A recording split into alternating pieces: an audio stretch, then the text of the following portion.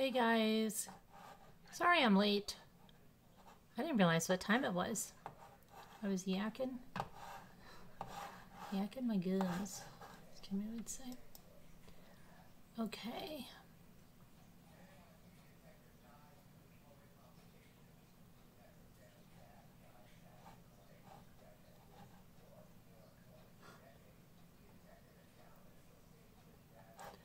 I'm looking at your guys' comments here on this video.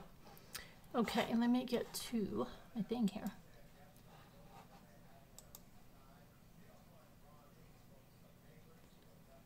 It is another rainy, cold, disgusting day, isn't it? How is it by you guys? Moo, was that you driving today? Because it was raining. I thought Scooter said she had rain today, but then she said she was out by the fire pit. So I think she said the rain went away. We're going to get rain tomorrow, and it looks like the only day it's going to be nice is Monday, but then it looks like it's going to be ready back up to like 70s and 80s. Next weekend looks good. Which would normally, well, I keep thinking, I don't know why I'm thinking that Memorial Day weekend is early. I keep going, oh, Memorial Day weekend is so early this year. But I'm not. It's because I thought the 22nd was Memorial Day weekend. That's what I thought. And we've had it that time because my daughter was born on a Wednesday on May 20th, and that very weekend was Memorial Day. But now that I know crap, it's May 30th, and I thought, I was like, oh, I don't have to guess. Everybody plants on Memorial Day weekend. That's the time that you're safe up here to put your plants in. And I just thought the other day, I said, well, wow, we haven't gotten it, but we usually go to the local nursery. And I said, well, we'll go this weekend, but it'll probably have to be Monday, I'm thinking, because tomorrow's going to rain again and it's cold, so we wouldn't have put it in anyway. So it's going to be a late start to the tomatoes and stuff, but we buy the plants and I'll just buy bigger plants or something like that. I don't know. What else? What are you going to do? The weather is crappy. Absolute crappy. Cold. It's not even that, it's just even raining. Oh, and I want to show you my flowers. I did some more flowers. I might do some more stuff while we're talking here, because I just plan to have a very just a very relaxed, I'm going to put the number in because I'm not going to be on that long, and the reason I put my name in there is because I can, because it is my name, my brand, and everybody else is using it, so I might as well use my name. Let me see here.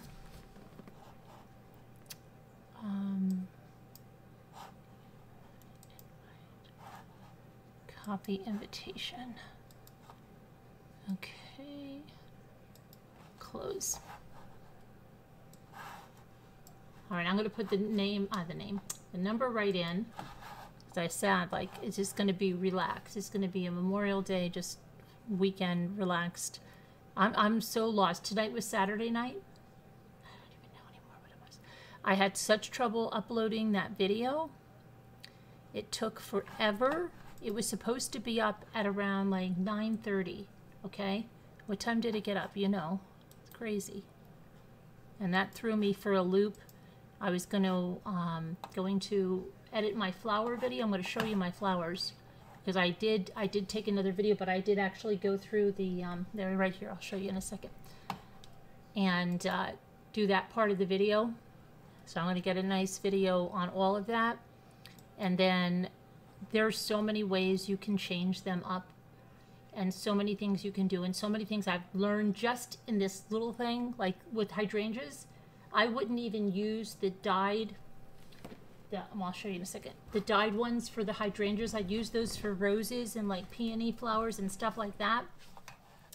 But the hydrangeas, they have to be shaded so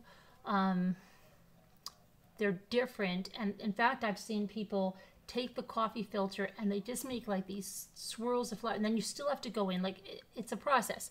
But you don't really have to dye the coffee filter ahead of time for the hydrangeas, not like the rose, because it's not like it's just a different petal, and you go on your petal and you shade it, and that's why I'll show you. hold on a second. I'm just trying to get to the chat.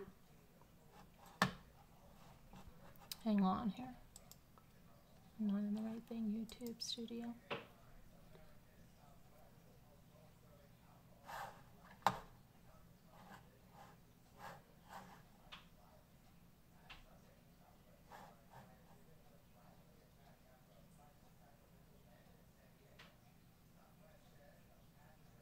What am I trying to do here? Trying to go over here.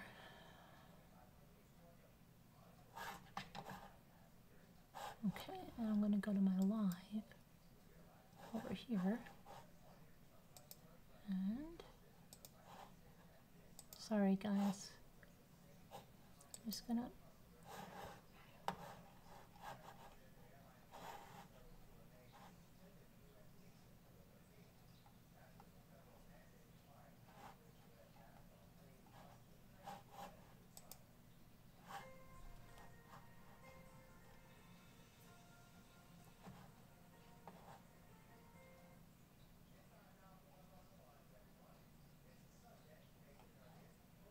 can't believe it's May the 30th. Okay, take that.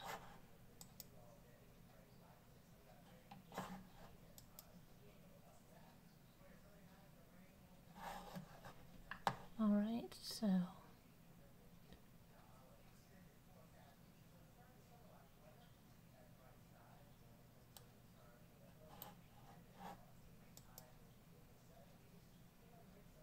oh shoot, wait a minute.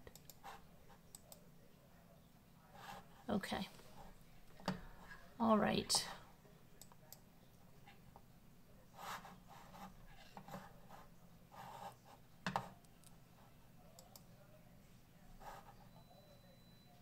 Did you hear that? Did you hear that beep? The number's in there. If anybody wants to call in, you can, the number's in Slack, you can call in. I'm finally getting to the thingy. Okay, sorry about that. Hi, Move 2. Move 2, I saw you had a rooster video and I went to go see it, and I didn't get to see it.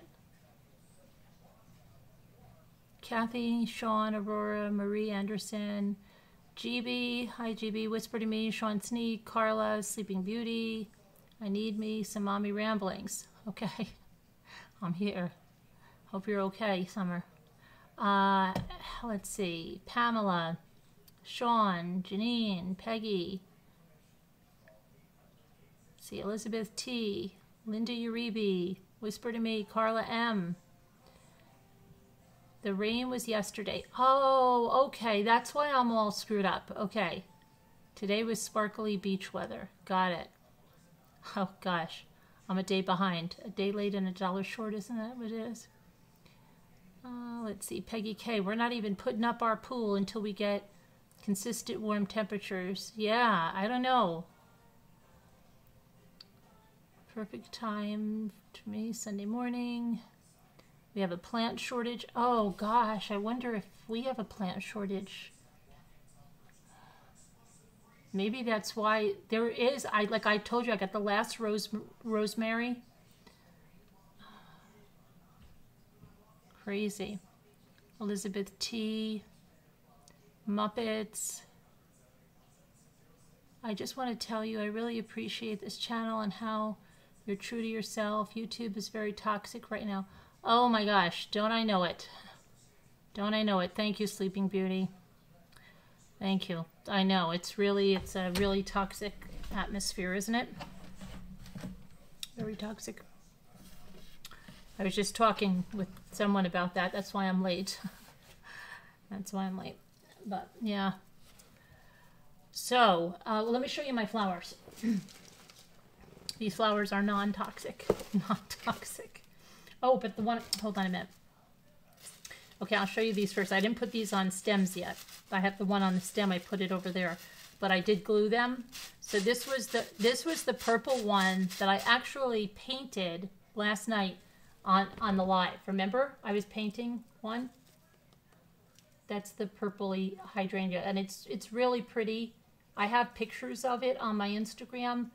There's different shades of it. It's hard to see it in this in this light right here. Hang on a minute. Something's flying that I'm trying. I have something else I'm going to show you. Because I have brand Yoda. I don't know if you're here or you're listening because I have your, but that's the purple one. It's got to go on a stem. And then the green one that I was just assembling. And this is, again, one that I didn't dye before. This is one that I painted afterwards. And it was just a, just the plain coffee filter. And I planted it. But they look really nice. You know, like this is just a can that I keep my stuff in here. But I'm just trying to show you, like, once you put them together, look, you know, the colors. And I'm going to show you the one I put on a stem. Let me get that. But before I do that, Brand Yoda. Okay, so Brand Yoda sent me the sweet little Dorothy and Toto from Precious Moments, the Dorothy. Oh, and somebody explained the significance of the silver shoes, that is what she is supposed to have on, I guess, prior to the ruby slippers. And then they sent me 2 more things. Let's see, they sent me, this is, I think this is a, I think it's a, I thought it was gonna, I think it's a flag, right? Yes, it is a flag. Okay, it's like a garden flag. So it's not a, it's not like one of those nylon materials. It's like a heavy burlappy kind. And it says, cardinals appear when angels are near, and it's on both sides. It's very nice. Thank you, Brand Yoda. And then Brand Yoda also got me, let's see what this says. This is, enjoy your gift from Brand Yoda. So the doll, that, and then the cardinal sign, as I sit in heaven.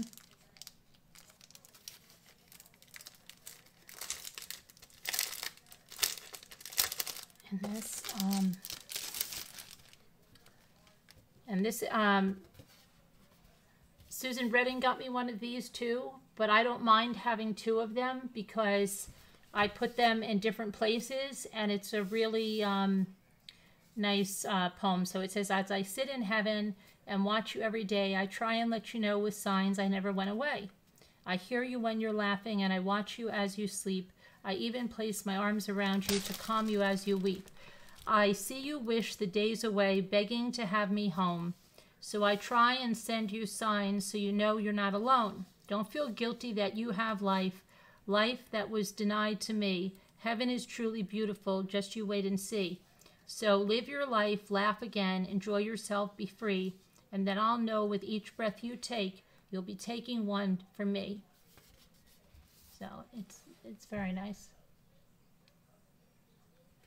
So thank you very much, Brand Yoda. So I think they said there's 3 more things still on their way. So you're really spoiling me, Brand, but thank you. Okay.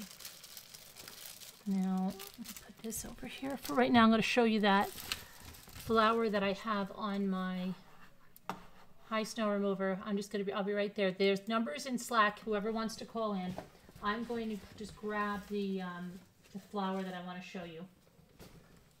Right there. Give me a sec. I think I ought to get my watch too, because my watch had to go on the charger. Oh boy. Okay. I'm going to shut that TV. I'm going to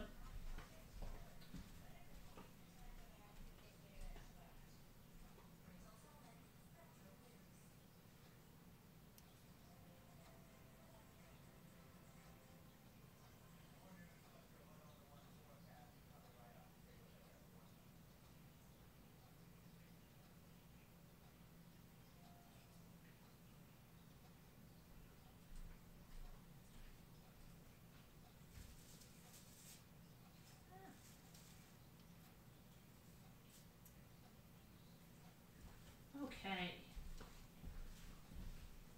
So this one I got on a stem, and what I did is, did it really fast. I did it in the, hold on, let me turn the light on. Turn the camera on. So I only put 1 leaf for right now, but I did put it on a wire stem that I wrapped with floral tape, because it's going to go into a vase. And I just did one leaf for now, and I'm going to paint the leaf probably a little bit of a darker green, but that's the one from last night. And I haven't really really spent time floofing them, because you like squeeze them and then you kind of like floof them a little bit. But so yeah, I've got to get my other ones onto stems, and then I'll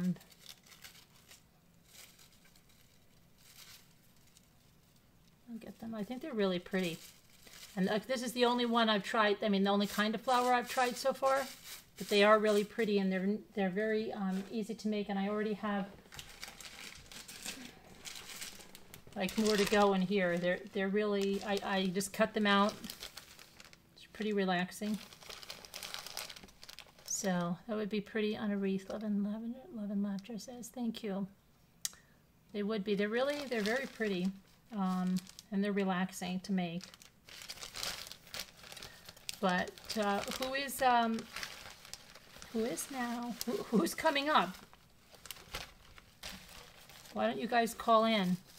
I heard that there was some more stuff going on with that cash case, but I don't know. I have half the time I don't know what people are doing. There's so many people that are just on the speculation train, and you know, I don't know what's going on in that thing. Let me see if they I have to make the hydrangeas.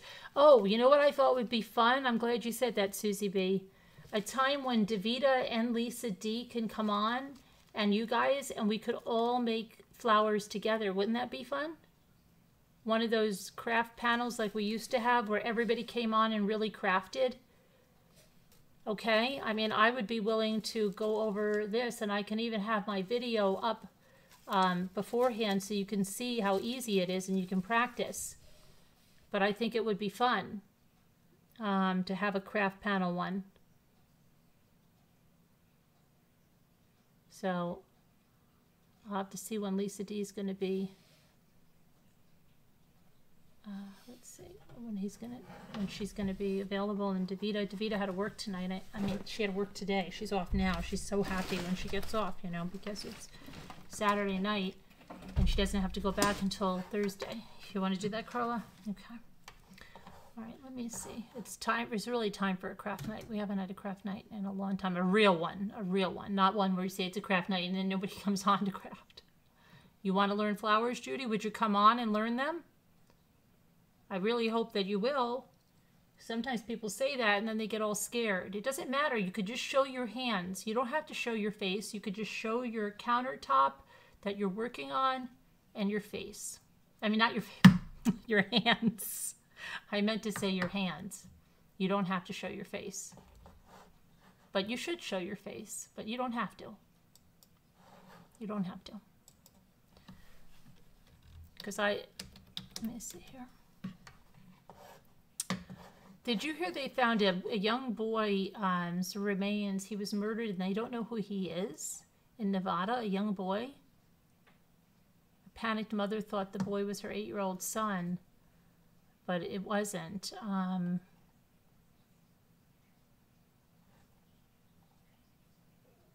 Arizona man allegedly killed a 64-year-old woman and hid her in a storage unit for months, withdrawing money out of her bank account. That's what I'm afraid of. I'm afraid of so many people that have been killed. Kids and maybe older adults, people that weren't in touch with their families or stuff. This pandemic, I think, created I don't want to call it an opportunity, but it obviously was an opportunity for people to do this kind of thing without them being found out if the person is kind of elusive.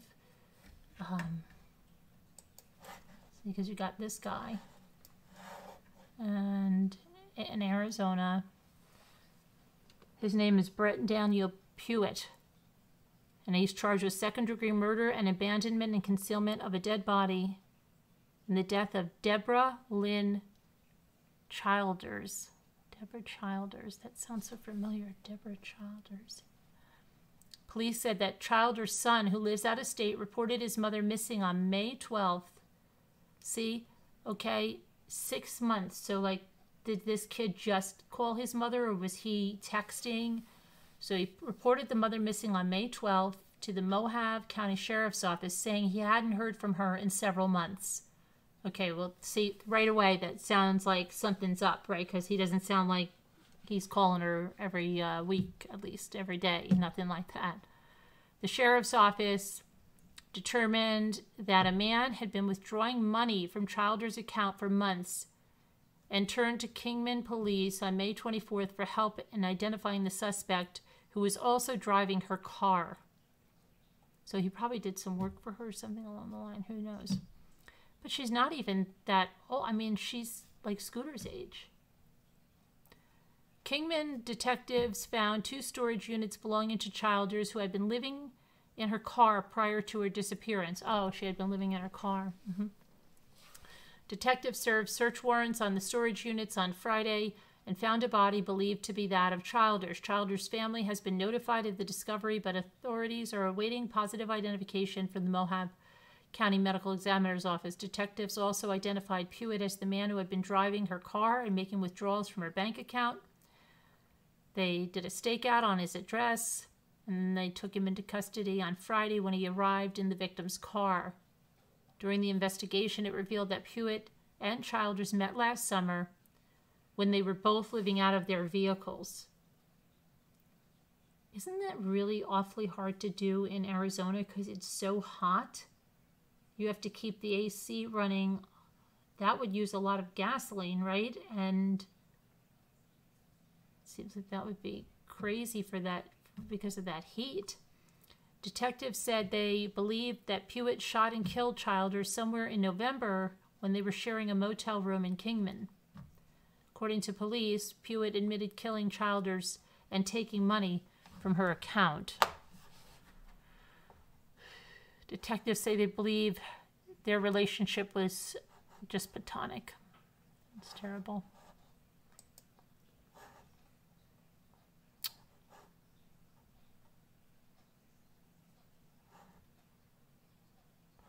Wow, listen to this. A lawsuit alleges that a prominent doctor ran a revenge pee scheme online. Do you know what? I wonder if it's this stupid thing. I wonder if this is... One time I got the most stupid email in my Mommy Ramblings. They would hit my Mommy Ramblings email. Like, you know Ashley Madison? But putting it to like that they were writing to a man. I'm like, how stupid are you? Writing to a woman's name at a website like Mommy Ramblings and then asking if I'm looking for hot girls to have an affair with on Ashley Madison. You know, it was so stupid, but just tells you who's doing this. But one time I got an email on there. I wonder if I took a screenshot of it. And it was one of these. It says something like, we have compromising pictures of you. And I'm just like, I just laughed because I'm like, what the hell? But they must just send that out to anyone. And somebody that really does have compromising pictures out there must just whatever they want. They want them to pay or something. I don't know why. I didn't look into it that much, but I wonder. And I didn't even look at this and know if it's the same thing. So I'm just off to the races here. But it was a prominent doctor in Arkansas, and he sold naked pictures of women he met online and CP to misogynist incel fans. And that's according to the federal lawsuit filed Friday in California. The lawsuit filed by a Jane Doe alleges that Philip Sobash, I feel like I've heard his name before, 31, paid women for naked pictures promising they would be private, and then he posted them with names and other personal identifying information to Reddit and Revenge P websites while inciting others to anonymously harass and attack his victims. Wow. The plaintiff in the lawsuit was a 21-year-old nursing student at California State University in 2018 when she met Sobash, a resident at White River Medical Center in Batesville, Arkansas. They met on an online dating site. And the court papers say that Sobash faces a lawsuit from another victim and has multiple other victims, some of who are underage.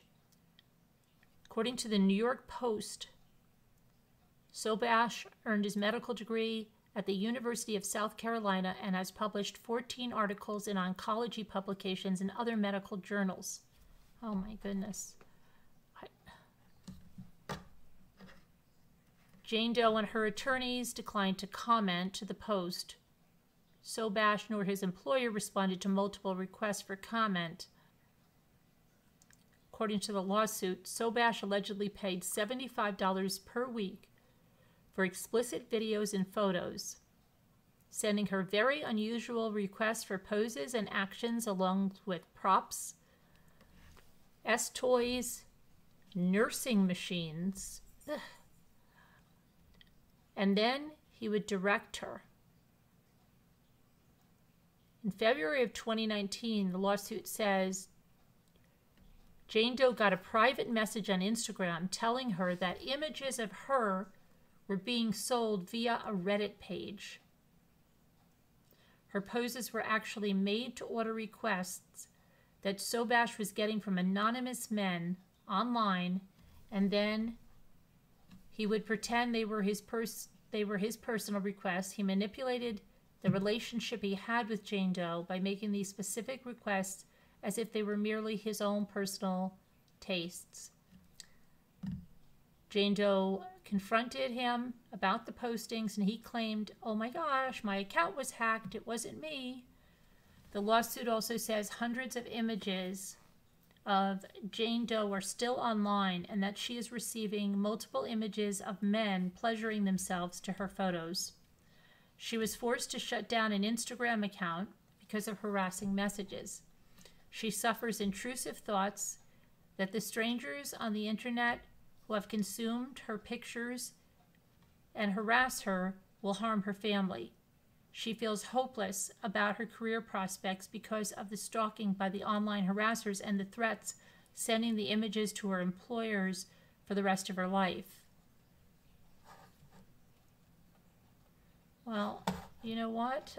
If she wins that suit, maybe that last part will help a lot of people who are being cyber harassed.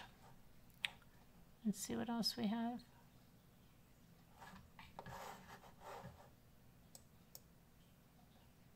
What the heck is this about? I haven't looked at any of the true crime stuff all day. A woman was charged with abducting a Virginia toddler from church earlier this month. Well, it's been found out she tried to abduct children from 2 other churches earlier that day, but was turned away by workers in the nurseries. Nancy Renee Fridley, 44. Nancy Renee, where do I... Apparently had plans to abduct 2 children, as investigators have learned. She told neighbors that she was getting custody of her 2 sons, one about 2 and one younger. Fridley and her boyfriend, Bobby Lee Taylor, sent investigators fake tips about the location of missing 2-year-old Noah Gabriel Trout. The new details were revealed during a hearing in which Fridley was seeking bond, but after hearing the allegations, Judge Robert Viard declined to do so. "I can't think of anything that would guarantee the safety of the public at this point," Viard said. The judge agreed to a request by Fridley's attorney, Ryan Hamrick, to have a competency evaluation done to determine her state of mind at the time of the abduction.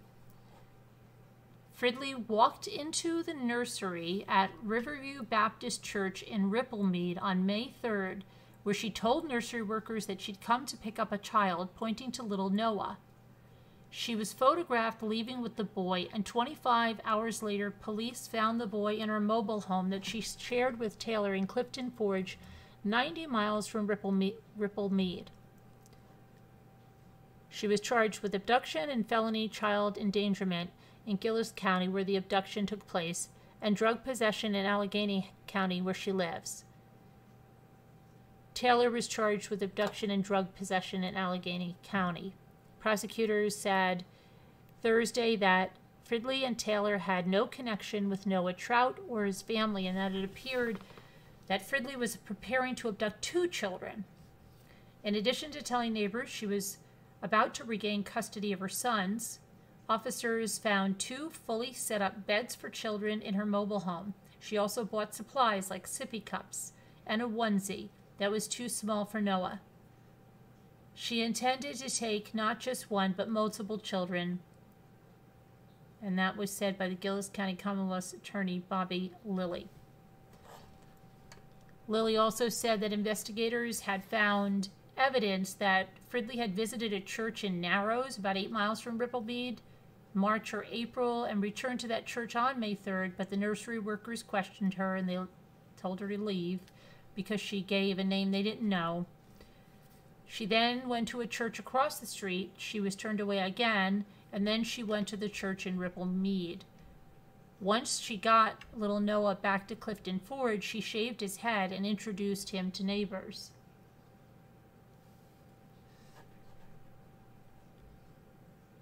Isn't it amazing that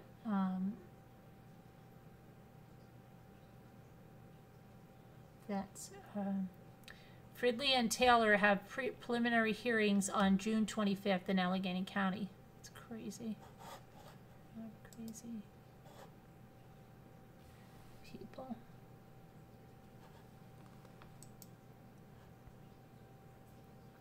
What is this about?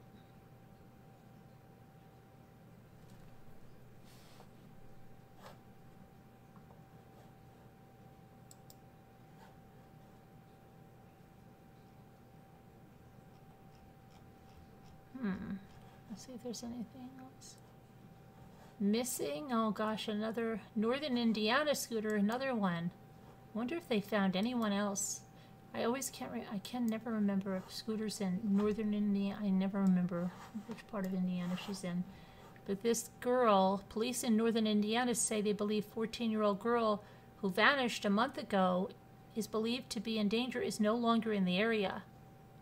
Alaya Ramirez, a dance student in Syracuse, was last seen leaving her home just after 8 a.m. You know what I've noticed? That Indiana has a lot of the same towns that New York does. Syracuse, Buffalo, Monticello. I believe there's a Jeffersonville as well. It's very funny. Weird funny. She was last seen leaving her home just after 8 a.m. on April 27th on her way to school, but she never made it to the bus stop. A neighbor's doorbell camera captured the last known images of the teenager. So the Syracuse police chief, Jim Lane, said to the media that he didn't want to jeopardize the case because it's an ongoing and active investigation, and that they're working along with the Indiana State Police. And she is not believed to be local at this point, and that's all they can say. Police have mentioned 3 areas where they believe Alaya could be: Marion, Indiana, which is 70 miles south of Syracuse, Georgia, and Palm Beach County, Florida, but they've released very little other information. About a week after her disappearance, Palm Beach County deputies visited a relative's home there, but they did not find the teen. Let's see here. We've been investigating this from day one, and we will continue to do so until we find her. Now, the Indiana State Police issued a silver alert for Alaya on April 30th. They describe her as 5 feet 9 inches tall, 138 pounds, with black hair and brown eyes, and she was last seen wearing a black zip-up jacket and gray and white sweatpants, carrying a purple Nike backpack. State police said they believe the girl is in danger. Well, if anybody sees her, good to report that. Let's see here. Elias' father, Anthony Ramirez, said that the day his daughter disappeared was a totally normal day, and he doesn't believe she was a runaway and thinks she may be being held against her will in Florida. Her mother, Ashley Aspey, who lives about 2 hours away in Hartford City, she last saw her daughter on Sunday before she vanished, and it was a good day. We got pedicures and manicures, and we went thrifting at Goodwill and went out to lunch. Elias' ballet teacher, Haley Toy, and others who knew the teen from the dance community are helping push the word about her disappearance in hopes of finding her faster. She's young, and she's so young, and the idea she's going through all this right now and that she might not be safe, we don't want to know what's happening, said her dance instructor, Haley Toy. Anyone with information about her is asked to call Syracuse Police at 574-267-5667, and tips can be shared through 1-800-843-5678. Wow, hope she's found alive and well, that poor little girl.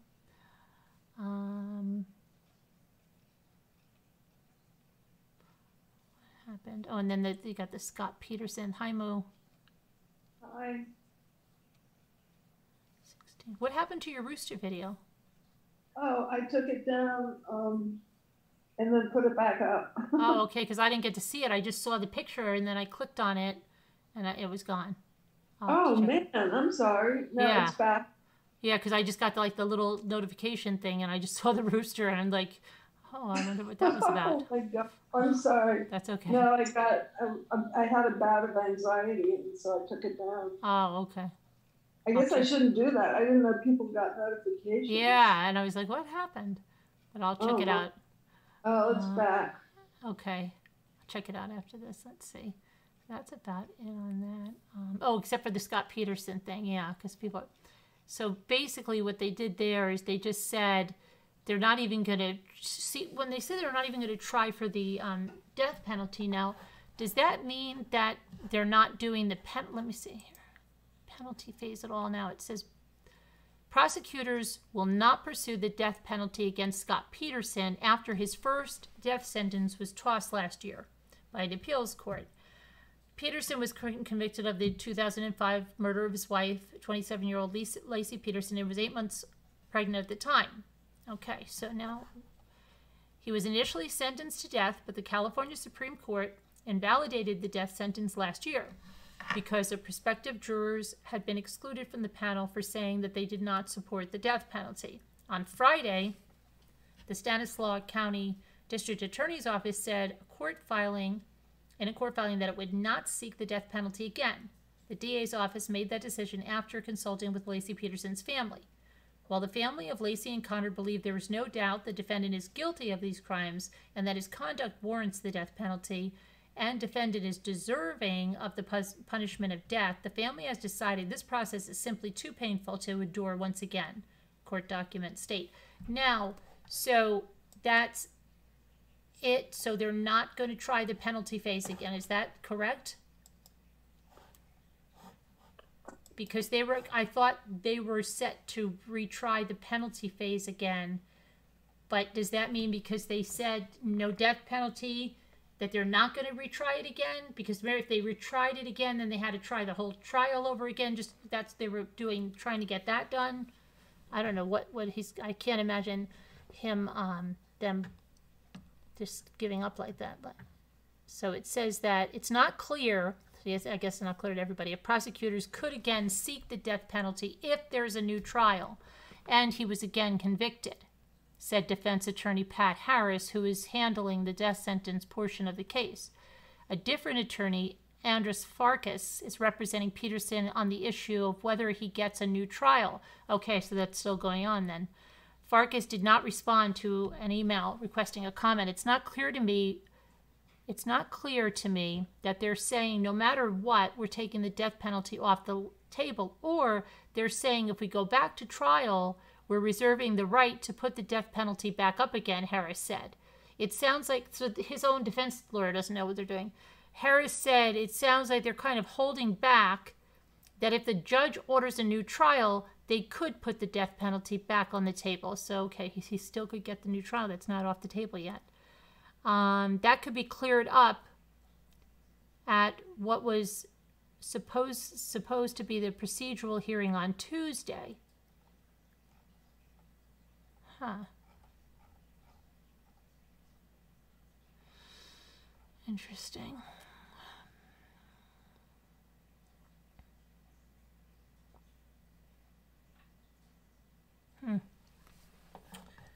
Guess we'll see. What'd you do today? Me? Yeah. Where's everybody? I know. I don't know. I didn't know it was so late, and I don't know. Did everybody? I don't know. Scooter. I was talking to Scooter not long ago, but she hides sometimes. No, I keep driving to the beach. Are you? Yeah, it was really pretty today. I bet. The traffic was so terrible getting there that I almost had to stop at a traffic light. It took me nearly 5 minutes. Oh, wow. Well, all it does is rain here. It's rain tomorrow all day, too. I tell you. The rain last night was insane. It was really crazy. Hi, Lisa Hobbs. Hi, Robbity But Bob. it's the first time we've had rain in like 2 months. Yeah. Is it really? That's what, yeah, I know. That's what people are telling me from down there. Like, oh, we need the rain. I'm like, all we have is rain. It's just nothing but rain. Weird. Usually, I mean, last year when I came, there had been tons of rain. Right. But this year, I mean, everybody's grass is dying, unless they have sprinklers, wells. Mm-hmm. I have a well, so I can sprinkle without feeling guilty because it's, it comes out of the ground. But the city water costs a fortune. So expensive. I don't know how people can afford to water their lawns. Right, right. Good night, Susie. Good night. Did you have a good dinner, Sleeping Beauty? Was it last night that we saw the sun?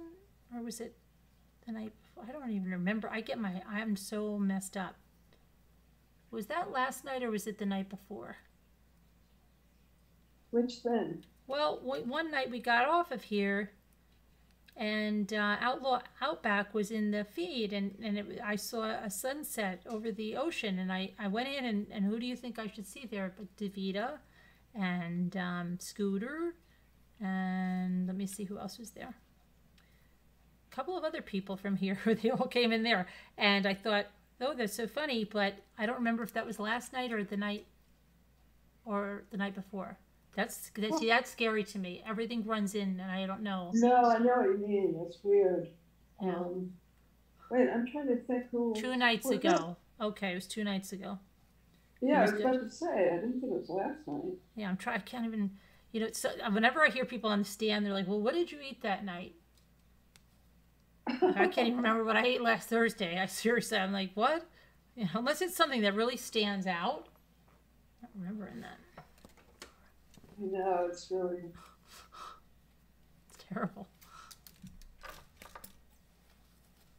The only reason I even remember what I ate today is because I took food. I picked up some great food from one of our favorite places and went to my Florida daughter's house. Oh, yeah? Oh. That's nice. Yeah, and when I see those grandchildren, I wonder how I ever... So much work raising children. Oh,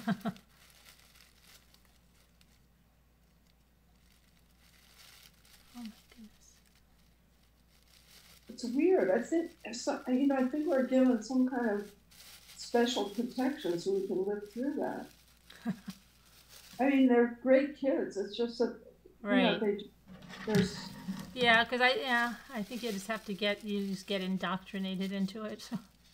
And then you don't know until then you have I was telling my daughter, I mean, it just brings back so many memory flashbacks.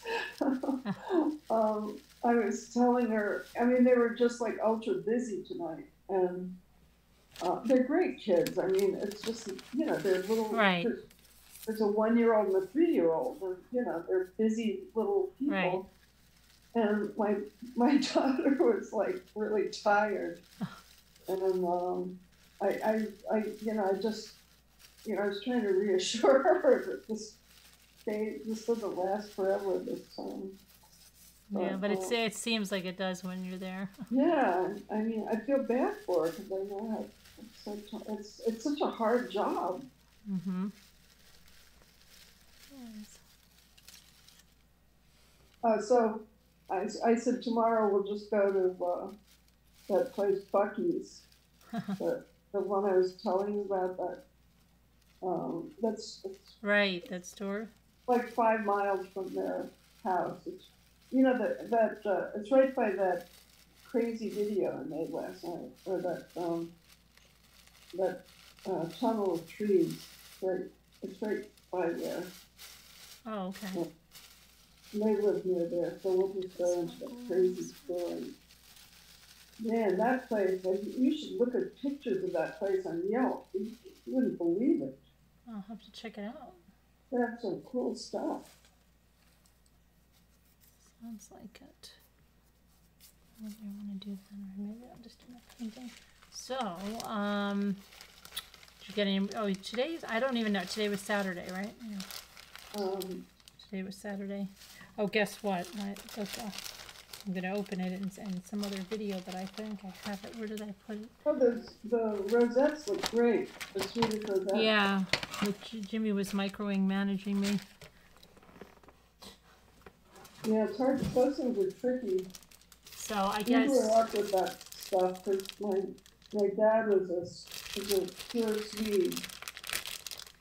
And somehow I ended up more than 50% Scandinavian. That's why I'm suspicious about how that happened. I guess those tea people, when I got so upset about the other tea. Jimmy said there was a box that came today. He said, I think it's regular tea. I think it smells really good. I don't know what it is, but it smells really good. Oh, wow, look. Love it. And I love these. What do you mean by regular tea? Like black tea? Do you see them?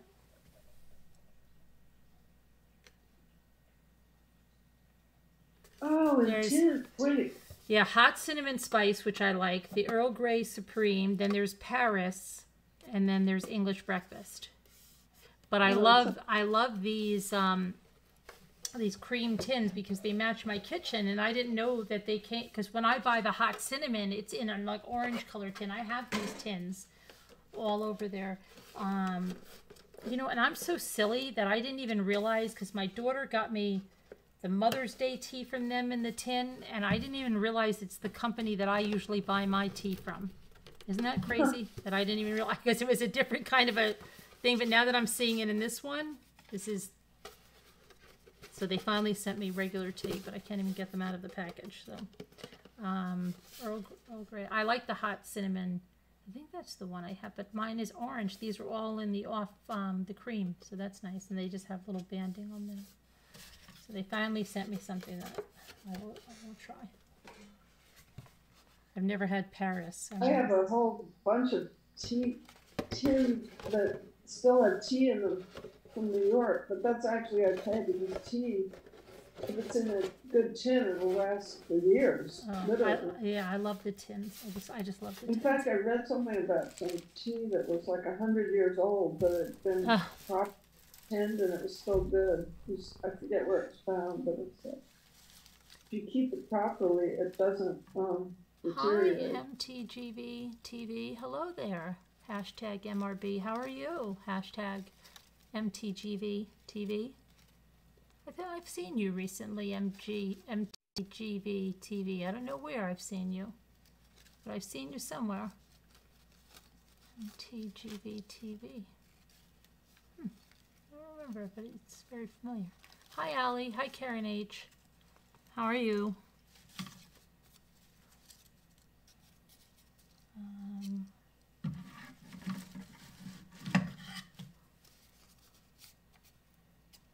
So, what else? Nothing really interesting going on. Have you watched any good movies or series or anything? Who? You. Oh, the other 5 people on the panel. It's just you and I, Moo. I thought you were talking to someone in chat. Oh, okay. No, I'm just doing my little gardening things, you know. Oh, my neighbor. Oh my gosh. Remember my neighbor that Yeah, the little boy? Huh? The one with the little boy? Yeah. So the ones that made the mediocre, oh, what the heck was it? Did it rain, Karen? It's horrible. What was the dish? Oh my gosh. The bolognese? Bolognese, yeah. Yeah. Those neighbors, the Bolognese neighbors. Anyway, he's gonna put the water pipes into my patio, because that was the one thing that didn't get done. Right. Because the hose bib was right in the middle of where my French doors are now. And it, for technical reasons, it didn't get done because they'd scheduled the pavers and the enclosure and the door, and that was like, uh-oh, whoops. And I said, don't worry about it, I'll get to it later, whatever. So, but it's really terrible. I mean, first world terrible. It's not the end of the world. But the thing is, I do all my potting. I do a million things out there, and they all require water. Yeah.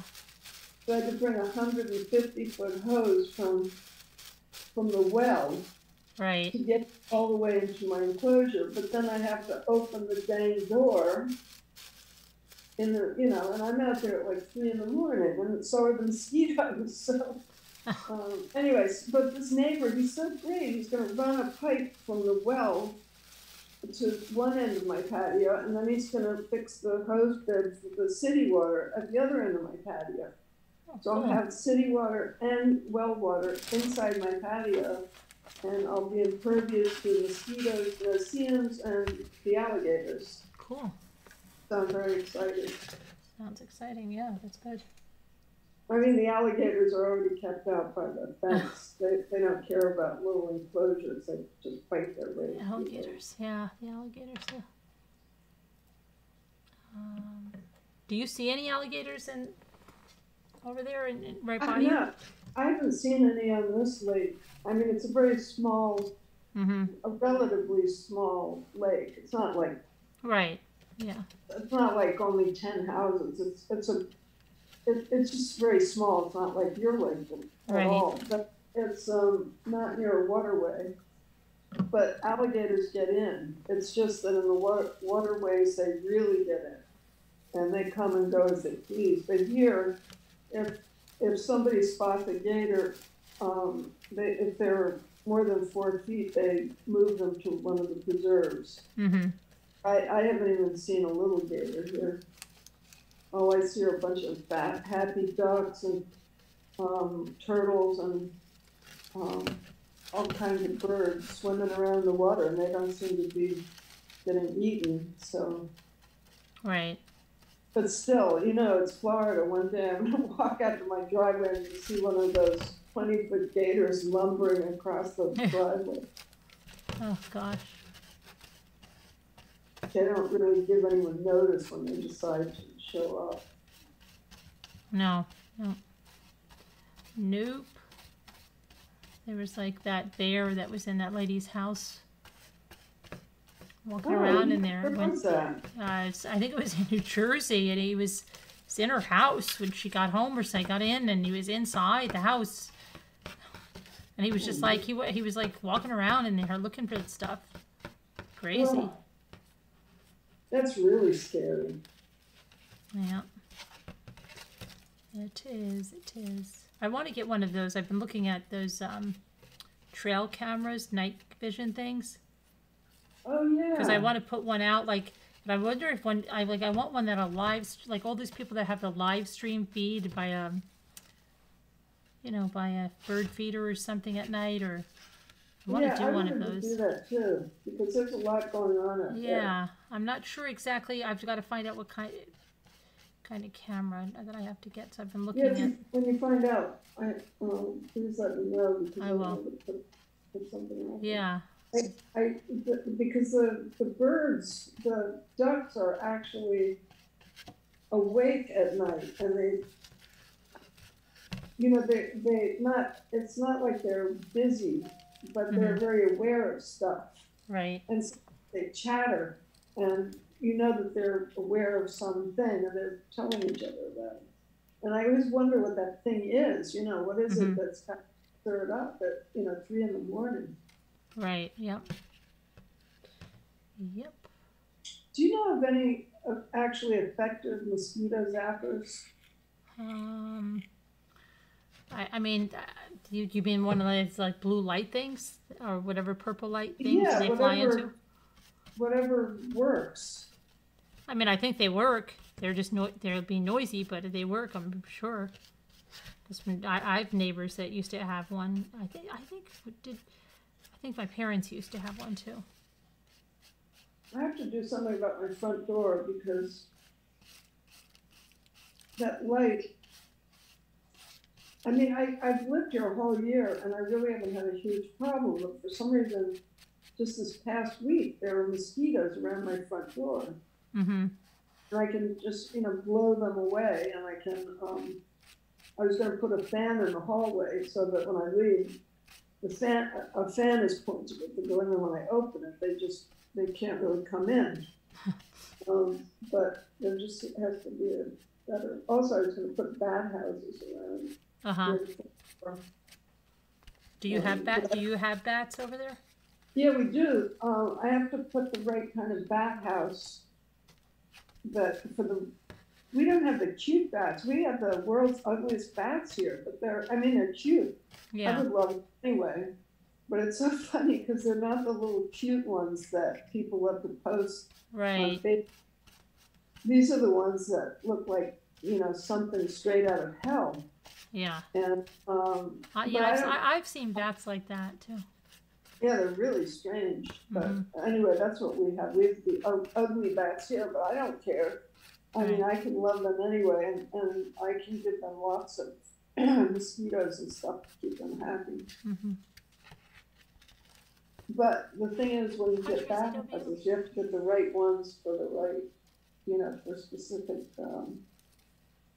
species of bat. Tracy W. Hi, Bella Mac. I haven't seen you in a long time. How are you?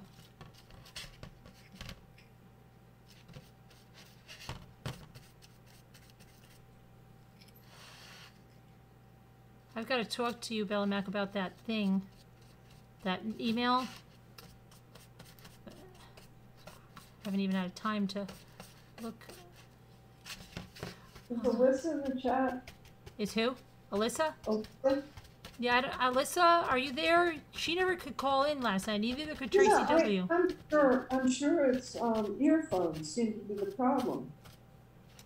Yeah. I was thinking if she used a speakerphone, maybe it would work. Let me see. I don't know if anybody emailed for the number. Let me check.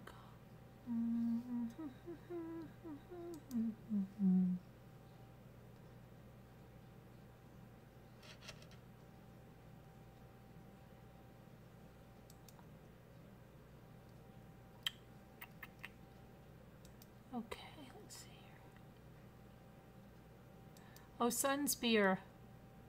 Okay, Sunspear, can you please send me something like social media, like your maybe Facebook or your Twitter or your Instagram? It's just something we just do just to make sure you're a real person. I know, even though we know like you're a real person and you've been here, it's just protocol. Nothing personal. Nothing personal. Just tweet it. Wait a minute, I send my birth certificate. That's not fair. That was early on. We've relaxed the rules a little bit. I actually have an original birth certificate with my, it actually has my feet prints. Oh, really? Yeah, both feet. Wow. Weird. That's from obviously 70 years ago. That's crazy.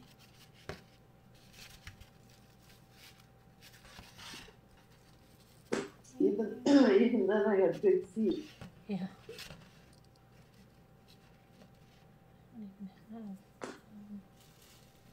My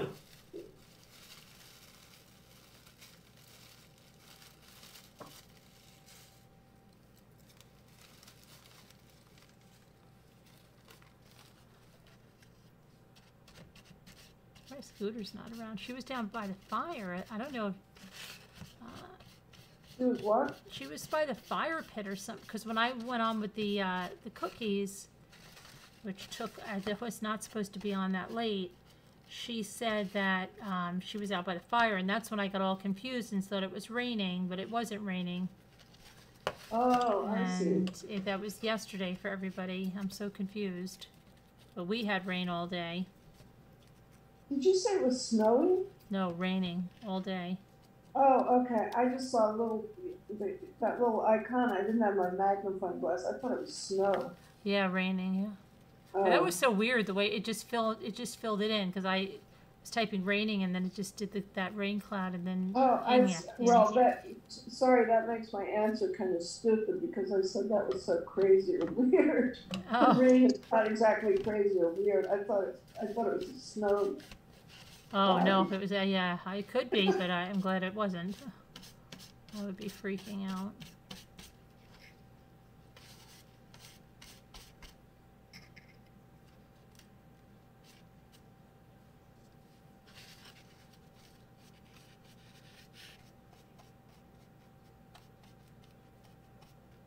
Oh, I brought my Crocs in to show you, and now I'm wearing clothes.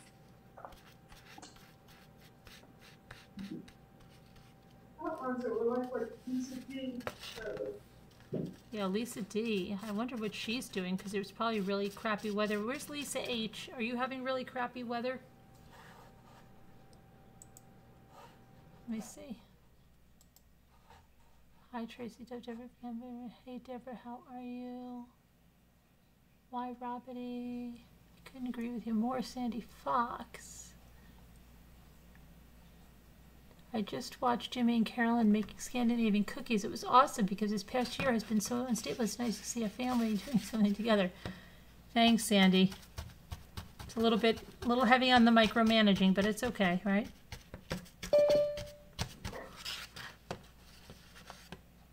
Oh, Skipper's here.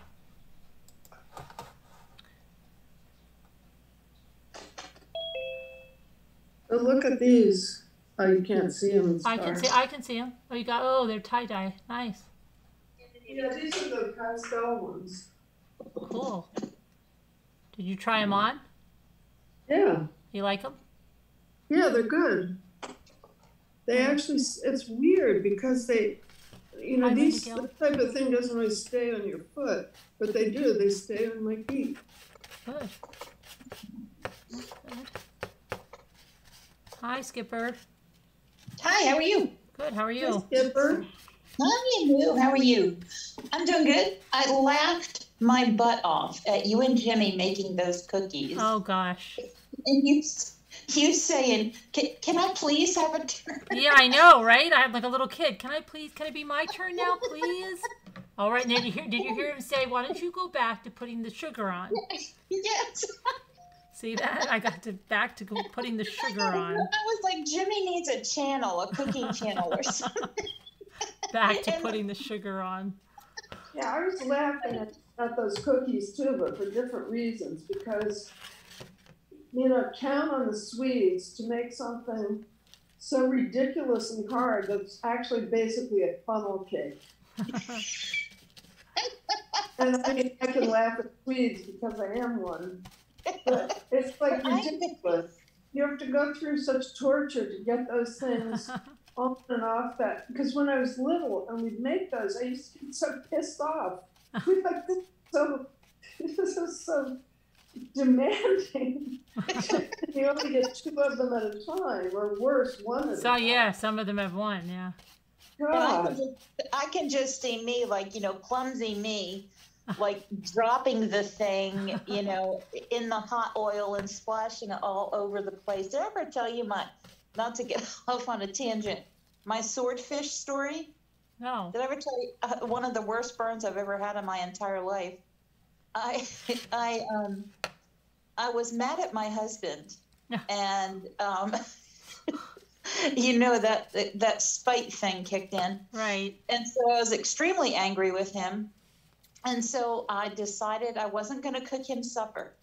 He was going to eat what he cooked himself, and I was going to make me fish because he hates fish. Right. And so I went to the grocery store, and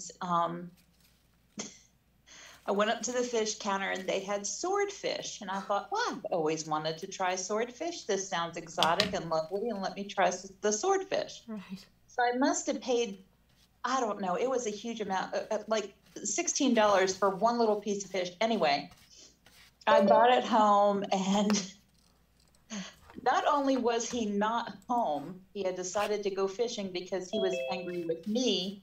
Oh. I decided I'm still going to cook the swordfish. And so it said put oil in the pan.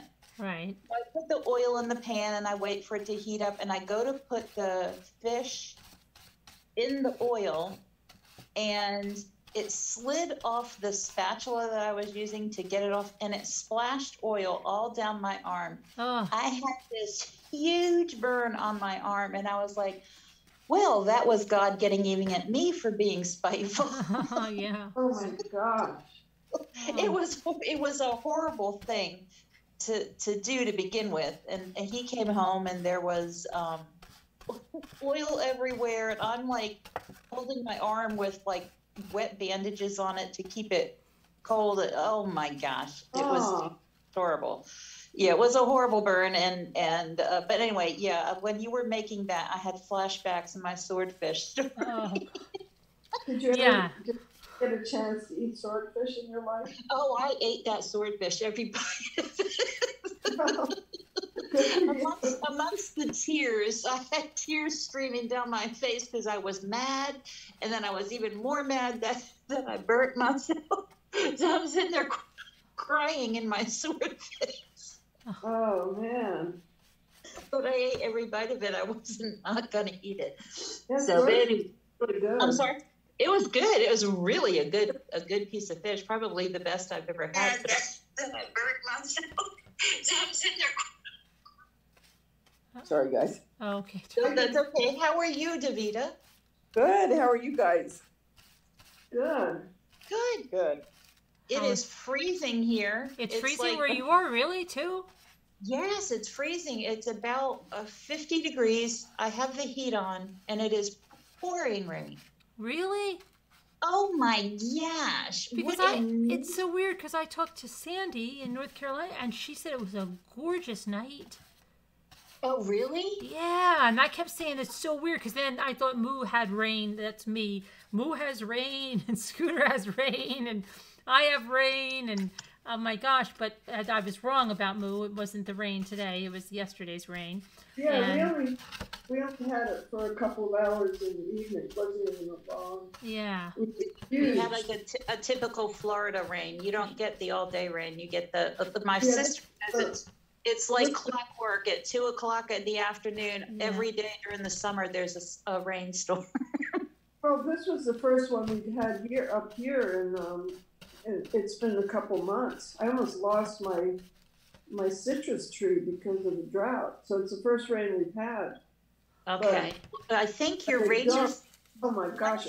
Your rainy season is about to start, though, isn't it? I hope so. Yeah, I got my well fixed, but my well broke. The pump broke just the beginning of a drought, and it was still winterish, so I wasn't all that worried. And then suddenly, it just suddenly hit everything. The fact that nothing had been watered. Everything looked perfect, and then the next day, suddenly everything almost dropped dead in its tracks. Oh. And that's, of course, when my well was dead. So, in all seriousness, Moo, do you have a contingency plan for hurricane season? You mean, do I have places to go? Yeah, I just get worried about you. I just get worried about you. And just when I was in Florida a couple of weeks ago, I know they had like Hurricane Awareness Week. And there are signs on the interstate and on all the roads saying, be prepared, get your stuff now. My sister was saying Even still, she's having trouble finding food at the grocery store because people went and they grabbed food to stock up to be prepared for hurricane season. Well, I do have supplies. I mean, I do that anyway, and I'm also on high. I'm on you know, pretty high above sea level. Well, for Florida, it's not as high as New York. I could get really high above sea level in Manhattan. I get concerned. I went to Bradenton when I was in Florida, and the water temperature was 81 degrees. Wow. In May. Wow. And when the water temperature gets that warm, to me, it's way too early in the season. So I have fears of a big hurricane season, not to be a conspiracy theorist. Theorist. I'm not a therapist in any way, shape, or form, and certainly not on hurricanes. But it just seemed way too early for it to be 81 degrees. It was wonderful. The thing is that when I was looking at houses, which I was doing for like 5 years before I actually came here, I was really, I mean, you can't fool Mother Nature. If Mother Nature wants to get you, you're going to you know? But I was careful. I didn't want to buy too far west because I'd be near the St. Johns River. And right. I didn't want to be, basically, I wanted to be like in the middle between the St. River and the ocean. And I was actually pretty hard line about even being, not being east of 95, Really? but then Route 95. I mean, that doesn't really mean anything unless you know. But I didn't want to be too close to the ocean. I wanted to be able to drive to it, but I didn't want to be where I was going to get, you know, sucked into it either, or in a floodplain. So, but I found a house that's actually on high ground. Okay, well that's good. Do you have protection like for wind damage and stuff like that? That's the scariest thing. Because I got I'm not required to get flood insurance because I'm on high ground. Right. But I got it anyway because I overinsure. I just don't believe in not being insured. Mm-hmm. And so yeah, we do have, and I have other places to go too. So okay, well that's good. I was going to say, don't make me come get you. Although we have had some hurricanes here in Virginia too. Now don't. But you're towards the Gulf Coast, aren't you? No, I'm right on the Atlantic.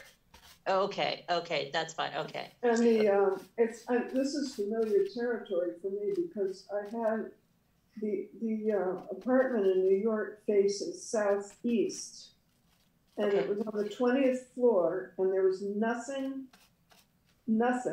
in the way. It was just like the world's most, not the world's most beautiful view, but it's a nice view. My daughter and son-in-law are there now. But all of the windows face southeast. And as I said, there's nothing to block either the sunlight or the wind or the weather. So all of the storms hit us broadside, right in the face. And I have to tell you that, and I've lived in houses all my life under like a million oak trees and all these scary things where the oaks are crashing down on people's roofs and cars. Oh, yeah. So I grew up with in fact, I was in Virginia, so you probably know that area. I was in very hilly northern Virginia. Okay. And so we had huge hurricane adventures there, but the scariest for me was in Manhattan because when the hurricanes and nor'easters, they would slam us right in our whole apartment looked out over. It looked north to Yankee Stadium and south to Central Park and all the way out to LaGuardia. And all of that is where the hurricanes and nor'easters. Oh yeah, definitely. Yeah, that's like prime. That's so like, scary. That's like scary. sitting duck. Yeah, I think I have a good idea of what you're talking about, and that's like sitting duck area. And that's really the only time I was scared of hurricanes was up there. Well, I've been through one bad one. I've only been through one bad one, but it was enough to, it was literally where I swear I had prayed so hard about that hurricane. And it was like literally like an angel stood on our roof and protected my house, because we had our neighbor across the street had trees down all over the place on his house. Our neighbor to the left, they had trees down on their garage. Our neighbor to the right, his property was just demolished. He had about 10 trees down. Our neighbor behind us, all we had was one tree. Oh. And when it fell to the road. It didn't fall on our house. Oh. Now, later on, many years later, we did during one of our, it wasn't a tornado, but it was very close to a tornado. We did have a tree fall on our roof and had to have the roof replaced. But yeah, I've been through that hurricane where all that damage happened. We actually sat there and listened to the power boxes exploding, the transformers. So between transformers exploding and trees uprooting, I mean, like it had been so wet that the trees just uprooted, and these root balls were like 10 feet tall. I mean, they were gigantic, and just trees uprooted. I remember those from my days in Virginia, because when those oak trees came down, I don't know how old they were. Some of them were, like 100 years old. And when they came down, the root, they were as big as tall as a house. It seemed like, maybe not, but they sure seemed tall to me. When the whole tree went over. Well, I'm glad you're safe and you feel prepared. I remember when I was there a couple weeks ago and seeing all the preparedness signs, and talking to my sister last week, and her saying that she was having trouble finding food. And so she was literally buying, she bought like whole chickens, and she made chicken stock, and then she had the chicken, and she made different things with the chicken that she used when she was using the carcasses and the bones to make the stock. She was preparing, because she's like, I don't know if there's a food shortage or what's going on in Florida. She said, but she thinks it's because of hurricane preparedness. Like their shelves are bare. Huh. And you mean right now? Yeah, I talked to her last week. Wait, now where? She's in Central Florida, so she's near Orlando. She's a little north, but she's near Orlando. Oh, that's so odd, because here everything is pretty much, I mean, there's absolutely, the shelves are stuffed. Okay, well, that's good to hear, so that if she needs to get emergency, but she's literally. I'm so far northeast, it's literally like, maybe an hour, 45 minutes to Georgia from here. Okay. But we have placed one of my daughters and son-in-law and my grandchildren here too, and we have places to go. But the one thing I don't have, it's really stupid too. I got all of the work done on the house except the one thing I was just mentioning is with the hoses in the back, but the other thing I didn't get, but maybe I'll do that this week, is the generators. It's a good idea, because you have animals in your house, and although they say that cats like they like the temperature 20 degrees hotter than humans do. So I guess 70 for us, they like. Well, the generators really wouldn't run air conditioning. The only thing the generators would do is keep you. But at least like a fan or something between, for you and the cats. The cats, I mean, there's something about these houses. This house, they have super pitched roofs. If I look out across the lake at the other houses like mine, it's like looking at little mountains. You don't really see the houses. You see half of the height of the house is the roof. So they're like super pitched roofs. And what I noticed about that, I also have an upstairs, which right now, I mean, I use it as an attic, but it's a finished upstairs. And it has separate, a zone, a separate thermostat zone. And I managed to go up. I had trouble with stairs because my knees are shot, but I went up last week and checked the thermostat because it was set way down. I don't know. I mean, way up to like 85. And then I thought, well, I should really just turn it off because why? I mean, it's an attic. And I was shocked because it had been really hot the week that I went up. And it was only like 82 up there. And it's very cool down here. I really have no problem keeping it cool. So I think it's because of the pitchy roofs. They don't, it somehow keeps the heat out of the house. I've never been in a house this cool. And yet here I am in Florida, but this house is so easy to cool. It's just amazing. Well, that's wonderful. That's wonderful. And the cats, they don't care. I mean, the garage, I have the garage converted so that I have basically, I can use it as a garage, but I have it all sealed and I have the floor all sealed, acid washed and then sealed in epoxy and I have water in there so I can hose it down like basically, so it's an animal kennel where you can hose everything down in there. And I set it up that way because I have 5 cats. Well, I did have 6, but my elderly cat passed away. But I had, but that's where I keep pans so that they go through a cat drawer and all the pans and stuff out there. And all summer, all last summer, it's hot, but it's not as hot as things were in Manhattan. And the cats are perfectly happy. They go out in the garage and hang out. They didn't care if it was hot. So, and if I have to leave, I obviously would have to be a really severe situation for me to take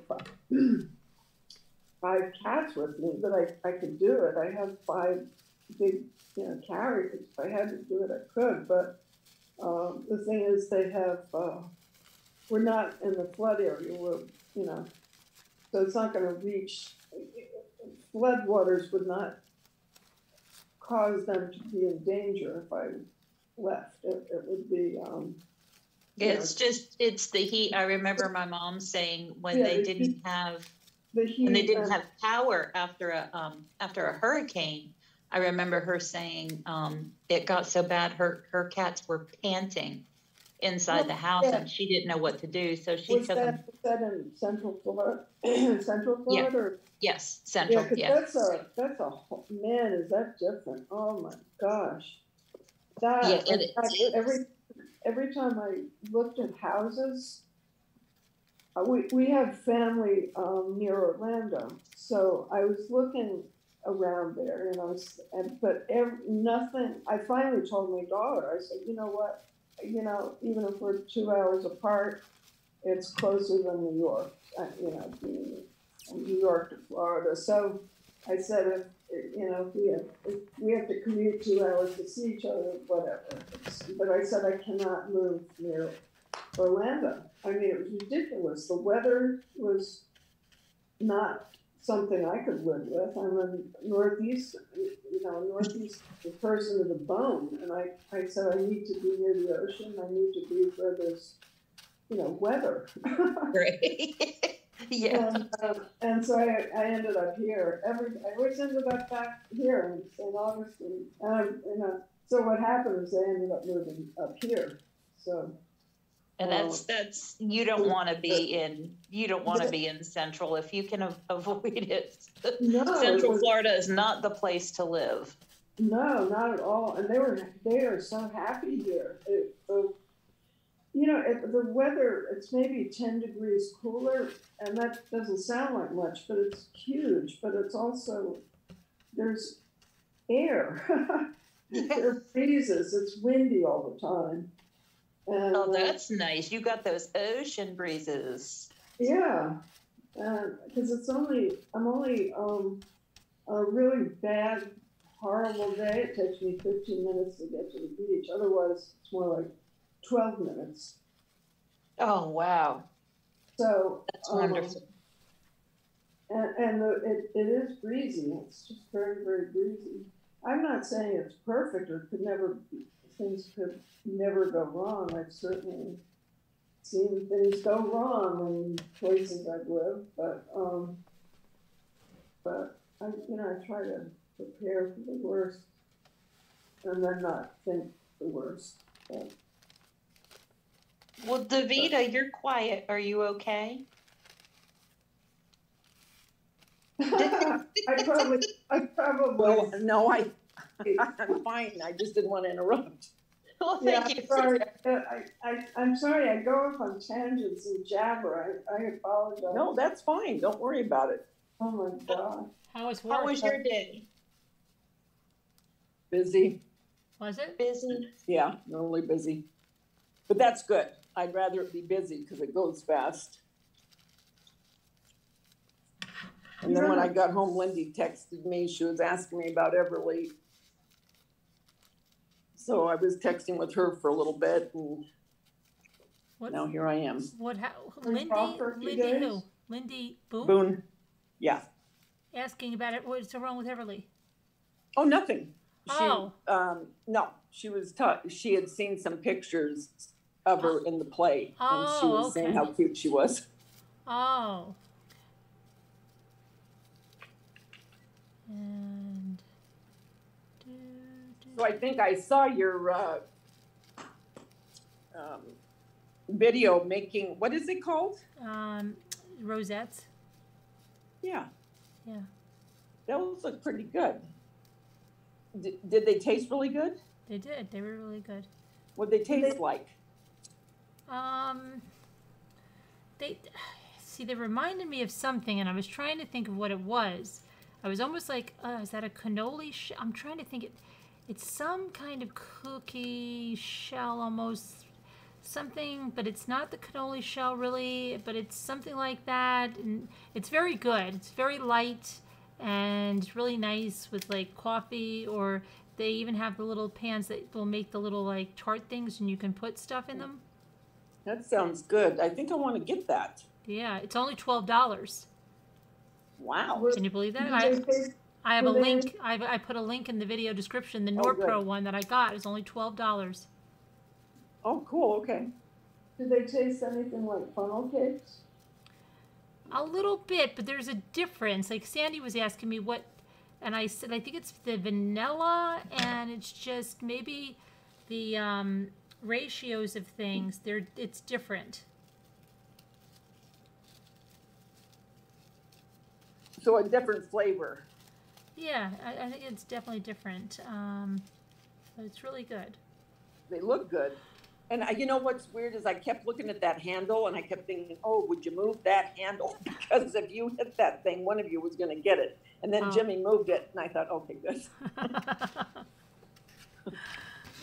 Yeah, I got 3 turns. I only had 3 turns, though, Davida. I know. Only 3 turns. Then he told me I could go back to the sugar. Go back to doing that. Okay. Yeah. I felt like I was a little kid. Like, no, it's you can do the sugar. The sugar's fun. You get to shake the sugar.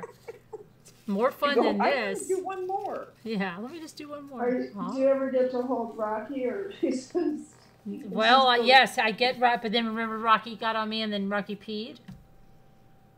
Oh, that's Rocky right. peed? On me, yeah. The time that we were doing a video with Rocky after Lucy, and he was running from each of us, and then when he got on me, he peed. Aww, but you're special. Yeah, I'm special. He was marking me because I'm so special. Hi, Danielle. I haven't seen Danielle in She was sick. Oh wait, who put She's a still super not chat feeling in good. there? Hold on. Let me I was asking about her too, and I was asking about Kubi. Sandy Fox, don't know what you're going through, but want you to know people care.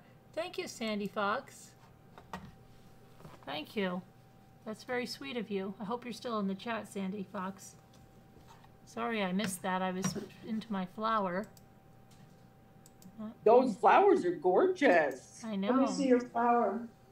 Oh, here's one that, oops, that I put my stem on. But I am so impressed with that. It really does. That really does look like a dried hydrangea. I know, doesn't it? Yeah. Sandy Fox, oh Sandy. Where's your sidekick? I don't know where she is. Isn't that crazy? I was talking to Yeah, her. she might be with Davy Pooh. Maybe. Well, Maybe. she was by a fire, and they're probably hanging out by a There you go. The fireside. I mean, it is the Memorial Day weekend. That's right. Yeah, I'm surprised she can have a fire. She's lucky she can have a fire. I'm surprised she's not doing. Surprised she didn't do a lot. Oh, her internet stinks, so she probably can't do a live by the fire. Yeah, her internet is just terrible. Yeah, it is bad. That could be what Gotta it is watch my- too, is her internet. Oh my gosh, it is. It's so bad there. I told her she's not going to be able to go there much. You know, it sucks though, but she's not going. Chief, we told her last night. I can't wait till everyone hears this one. Yeah, I know. Not unless they get some better internet out there. You know? Yeah. I got the obligatory fire pit, so I'll be doing the fires too because Cool. It's required. Now, do you do that inside where it's all enclosed? Well, I was thinking about that because I can do it in the part where the roof is open. I mean, I could do it in the other part too, but I don't really want to do that because it'll smoke up the ceiling of the covered area. So I could do it in the part outside my bedroom because that's completely open air. Uh-huh. I can also put another little patio or just a fire screen. You just have to put something between the grass and the fire pit. Mm-hmm. But I have pavers. I could put down some pavers and do it out there. But then the mosquitoes are going to eat me alive. I'm like, if I go out there, nobody in the neighborhood will have to worry about mosquitoes because they will all be consuming me. And so that's what I was wondering about the zappers, because I'd like to be able to sit outside. I'd ask Scooter about that. How do you avoid getting eaten by mosquitoes and mosquitoes? And she said they don't have that problem. And I thought, well, maybe Indiana is the place for me. There must be something that you can get, like you said, like a zapper, if you put it close enough to you where they'll go to it. Yeah, that's instead what of you. But the enclosure would work fine because it's Right. fine mesh so the mosquitoes don't get in there. Because those things really kill me. They're worse than mosquitoes for me. But can you have a fire pit inside there? I could put the fire pit outside my bedroom, yeah. Are you eating one of those right now? Yeah. See, and they are golden Why brown. do you do this? And they are golden browns because they looked a lot lighter in the picture than, and Jimmy got a lot of flack for that, but they really are golden brown, and they are crunchy. Okay. They're crunchy, and they're crunchy all the way through? Mm-hmm. That looks good. What kind of oil did you use? Corn oil. Did the boys like them? They loved them. Yeah, Ethan could have some more. Then I knew if Ethan eats them, then I know they're really good because he's picky.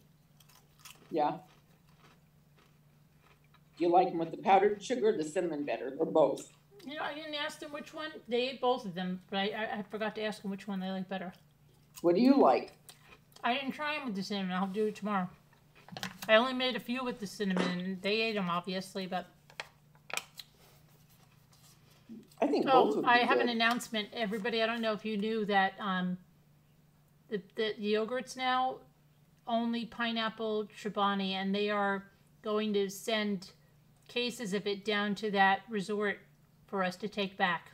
Oh, good. Nice. They're going to sponsor, I can't believe it, but pineapple Chobani. Wow. That's really I good. like. As long as they don't start putting stevia. So yeah, we'll just get a cooler. So yeah, it'll be nice for the way back on the party bus because we'll just have a cooler and have a lot of yogurt for everybody. Robbie Bob said, do they kind of taste like a waffle? Well, yes and not really. Not really. They're thinner and crispier than a waffle. Oh man, this is giving me snacky snack problems. I know, I just can't take it. Last night, I can't tell you how many times I raided the refrigerator after all. I know. Time Scooter saying brushy brush, I think snacky snack, and I'd have to run to the refrigerator. But I was doing so well with stopping getting fatter.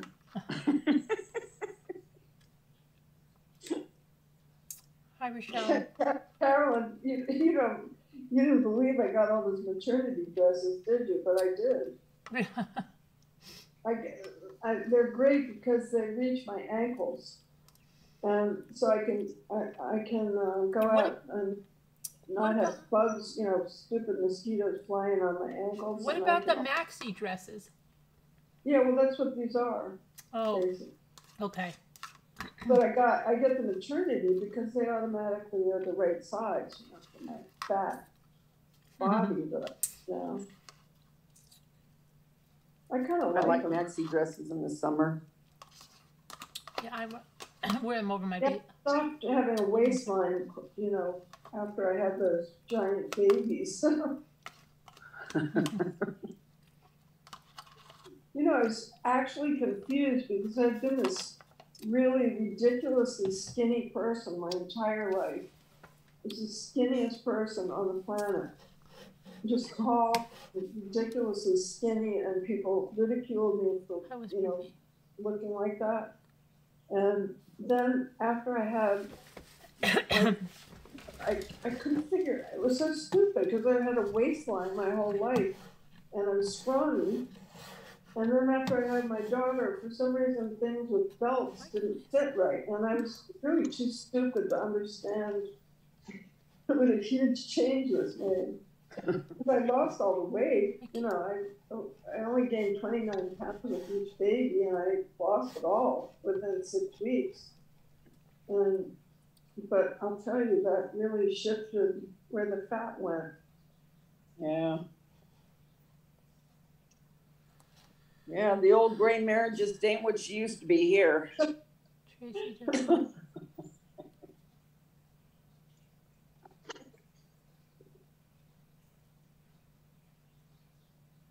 Did you see Tammy McD wanted... I'm trying to see. I'm looking right now at the chat. Janessa says, you've been having sleeping issues. I'm sorry. Melatonin is definitely worth checking into. Oh, I'm glad it's helping you. Tracy, does Carolyn have your info? What's up? Let me see. Oh my gosh, I'm crying, Tammy. She wants to help her with... I'm trying to see.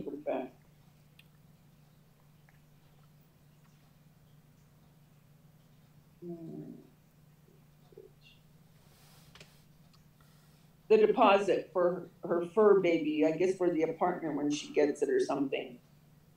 Okay. For Tracy. All my fur baby Lucy can come. $200.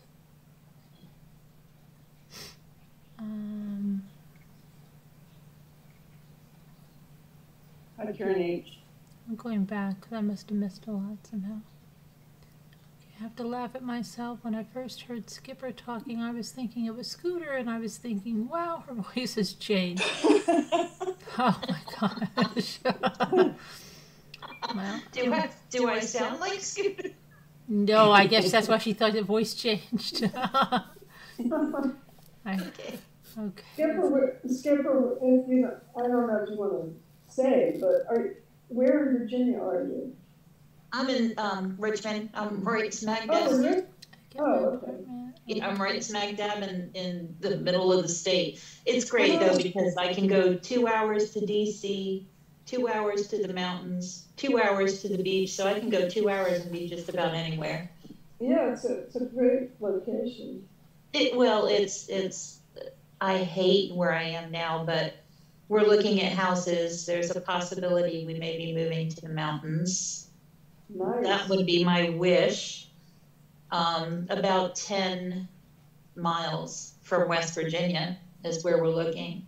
It's just hard to find anything in that area. But we're looking. That would be my. I loved, we used to go to the mountains in the Bluestone Dam.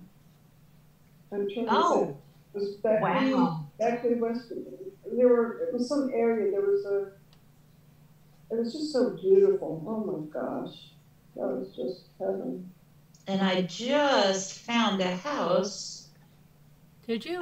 I'm sitting here looking as y'all are speaking. I'm sitting here looking at houses and houses and houses. And I just, oh wow. Oh, I love to look at houses. Where are you looking? Found one that I like. It doesn't show much of it though. As a small-ish kitchen, but I can make it work. It has a one of those ovens that's in the wall. Mm-hmm. It's really bizarre, very old. So it's an old homestead, but I can't believe it. Just as I said that, we're looking in this area, and I just found a house. And yeah, I'm gonna have to let my husband know about this tomorrow because he can contact the realtor and get working on it right away. But oh my god. That sounds cool. Are you at a stage where you can just pick up and go for 6 months? Well, kind of, sort of. Everything in this house, with the exception of what my husband and I have, it's like when this was my mother-in-law's house, and she had 2 houses. One was a rental. And then this house, which is where my husband grew up in this house. And so this is a very old house. I forget what year it was. It was like 1959 or something it was built. Very old house. And everything in this house is still from when my mother-in-law was alive. She passed away in 2014. Wow. And nothing has been removed from this house, except my brother-in-law took over her bedroom. But anyway, yeah, it's a long story, but we could leave at any time because there is no mortgage or anything tying us to this house. This house would have to be sold, and then it would have to be, I don't know how there was no will when she passed away. And nobody did anything about a probate. So there's no will, there's no probate. The rental house was sold. That's another horrible long story, but my husband and his younger brother got ripped off by his big brother. Oh. And it's just nasty. So there is really nothing tying us here. We could certainly leave. We don't have a mortgage or anything. This house would have to be sold. His baby brother is his baby brother. The man's 73 years old. I call him his baby brother. But yeah, his younger brother is here local. So if anybody needed to look at the house or anything, he could let him in. I really don't care what happens to his older brother. No, seriously, we have supported him since she died. He pays nothing to live here. Oh. And but that's the one that ripped you off, you mean? Yeah. Mm-hmm. Yeah. Well, he's kind of a leech. Oh, you have no idea. The long and short of it is the man Have a safe trip, Auntie Coco. He's paid nothing to live here. He's done nothing. He cuts the grass every once in a while, but our next door neighbor, she hires somebody to cut the grass, and every year she pays for him to come over here, and we have to like fight her to give her some money to pay for some of that, because the guy just comes over into our yard and starts cutting the grass. And it's a wonderful thing, but we have battled her for years. So like, here, take our money, please. But yeah, my older brother-in-law, my husband's older brother, I wish my husband would be stricter with him. Like there are things like, my husband and I don't use the home phone. We don't use the cable, but yet we have this triple play cable package where we get this special rate, which is almost $300 a month. Ouch. And all we're using is the Wi-Fi, but my brother-in-law uses the cable. And I keep telling my husband, excuse me, that's a Southern term, cut it off. Turn it off. He can get his own. You can have 2 accounts in one house. I know that for a fact. Turn the cable off. Turn off the home phone. If he wants cable, let him get his own account. Let's just get the Wi-Fi, which maybe would cost us $100 a month. Maybe. But, you know, I can't imagine, why are we paying for this? And then a couple days ago, my brother-in-law came in and he said, Billy, are you using that window AC unit that's in your room? And no, because there's central air now. And he said, no, I have the central air. Why would I use that? He said, well, my older brother-in-law, my brother-in-law has to, he chooses to, he doesn't have to, keep his room door closed because we have our 2 cats and he doesn't want them in his room. His choice. He says, well, there's no air circulating with my door closed. And I'm thinking, what in the world? Why isn't he getting any air in there? So my husband gave him the window unit. So now there was running the AC, the central AC, and the window unit. Well, he takes off to go do something for 2 days, and he leaves the window unit running. And I talked to my husband, and I was like, why on earth are you making it easier for him? I don't get it. And it's such a bad attitude for me to have. I try to be better, but I'm just so angry. No, but I mean, that's not a bad attitude. That's just crazy to leave a window unit on. He left the window unit on and he has the AC. And I was like, what? Why aren't you getting air to your room? You need to figure that out. And I was like, have you checked the filter to the central air? And he said, no, I haven't. Well, maybe somebody ought to. You know, if there's a problem, rather than making the electric bill that much higher that we're going to pay, you know, my husband and I pay everything.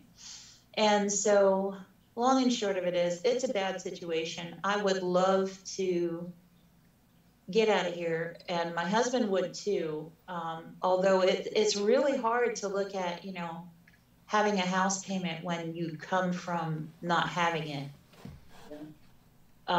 But my husband just, I don't know why he can't do anything with my brother-in-law. He just, I don't know. It's his brother, and I guess. It sounds like the brother-in-law is like a house payment that you have to. Well, that's true. That's true.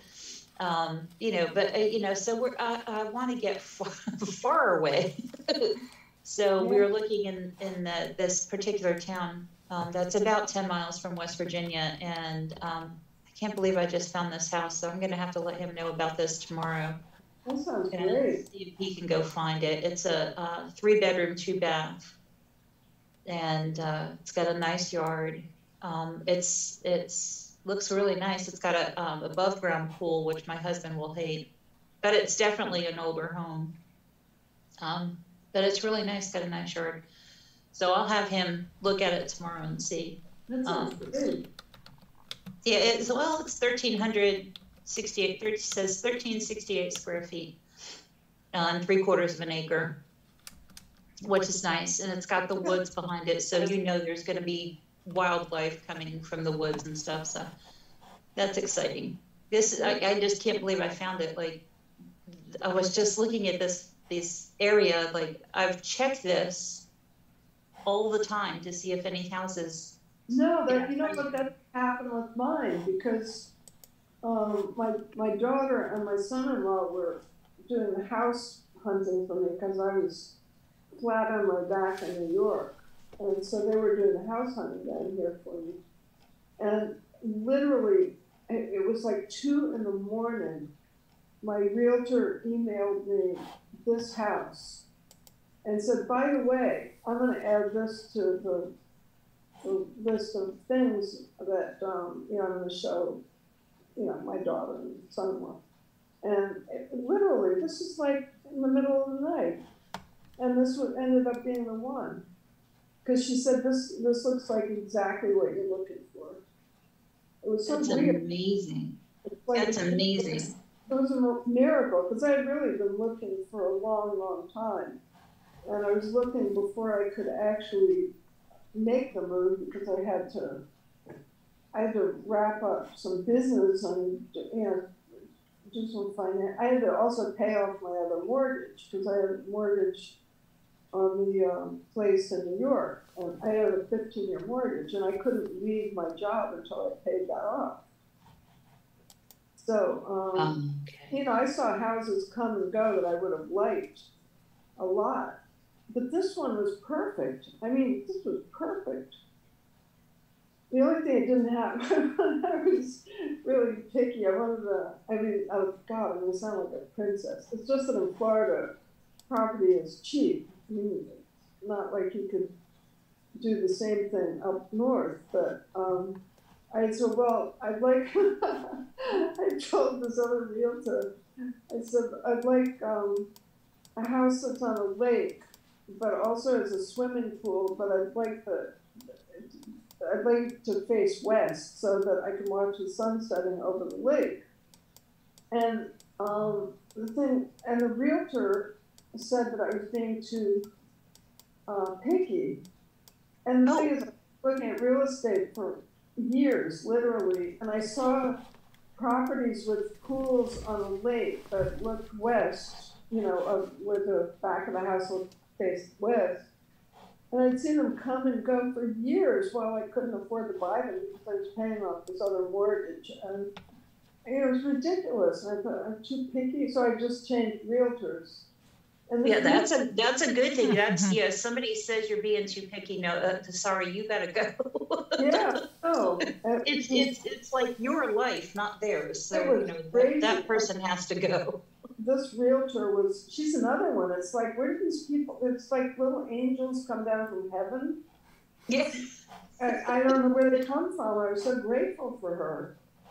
And that's what I need. I need an angel to come down from heaven. Yeah. We are hoping to get a VA loan because my husband is a veteran. Oh, that's great. We're hoping to get a VA loan. So we really need to get, and this is the scary part, we need to settle on a realtor.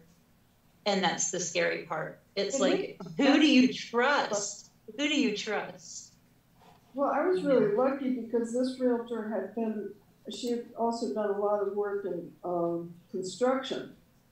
And so she was really familiar with the builders, and, you know, their houses, and they looked at a lot of houses. I mean, I was looking at them too. I was looking at them through FaceTime. And I swear she showed them 15 properties in that one day. Oh, wow. Including this one. I mean, she had them all lined up. And they went boom, boom, one after the other. And there were ones, you know, where I looked at them and said, I really like this. And she said, this is not a good builder. You don't want to buy that house. And, you know, she's right. She knew so much about it. She was really good. And she's also the person who gave me this contractor who was the other angel from heaven. This guy completely redid this house, you know, what needed to be done. he did the entire thing, the whole project, everything. He managed the entire thing. And I couldn't believe it. I mean, because usually you have to do all this hiring yourself. And Oh, yeah. all I did was FaceTime with him, and he did everything. Oh, the only thing I ended up not doing was having a pool. Because the budget that I had for a house, if I built a pool, it would still be within the budget I had for a house. Like if I bought a house that already had one. And there's room for a pool. But then my daughters, they vetoed it. They were saying, ridiculous. You're going to be living there alone. And with my knees, I mean, I can barely step off the curb. I mean, now I can. I couldn't manage to climb up on a step stool the other day, which is a miracle. But my knees are just trash. And they said, we're going to come over and find you at the bottom of your shiny new pool. So they talked me out of it. They were right. I mean, there's so many pools around. There's a pool with as a part of the HOA. Okay, so there is a pool close by. Oh, there are plenty. I mean, they're all over. And all I wanted to do was stick, this horrible neuropathy. I just want to walk out my bedroom door and sit at the edge of the pool and stick my burning, fiery limbs in a cold saltwater pool. But that's a lot of money, You can stick a tub. So I just said, forget the pool. I mean, you've got the ocean. You've got the ocean, so that's wonderful. Plus, I would have had a pool guy coming by. I don't want more people coming to my house, Oh, I know that feeling. Yes, definitely. God. So it just seemed ridiculous. I mean, if it had I sent you it. Huh? No, I'm just telling Tammy that I sent her Tracy's email. It's okay, Mo. Just you go ahead. I was just telling Tammy I sent her something. Oh, I jabber too much. No, I'm good. I just had to tell her that. Is she really going to help her buy a fur baby? That's so sweet. I'm so lost about. No, I think I'm still trying to figure out. See, I have a problem because I cannot see live chat anymore. Remember, I told you the other night. You still can't. Yes, all I see is top chat. So I'm missing something, obviously, but I think it's about a deposit for an apartment for her dog. Is that what it is? That's what it is. Okay. Is this for JCW? Yes. Yeah, she's helping her with the pet down payment. Who is? Tammy. Or whatever you call it. Oh. That's really sweet. It is. Very sweet. Tammy McD, you're so awesome. Yeah, she's sweet. That's really sweet.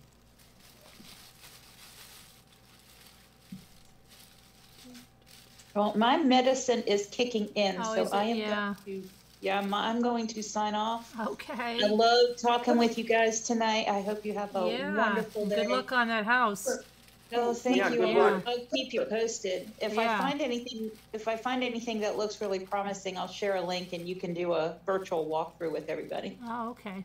Yeah, but somebody will snap the house out from under you. I know. That other house was only on the market 3 days. That's what's scary. It's like it's only been listed for 3 days. I want my husband to go see it before and can't find it on the site again. So I'm going to keep looking. This might be your little angel from heaven house. Oh, thank you. Yes, pray for me that I find a little angel from heaven because I really need one of those. All right, I'll talk to y'all tomorrow. Nice. Bye. All right, good night. I can't believe I'm calling a Scooter now.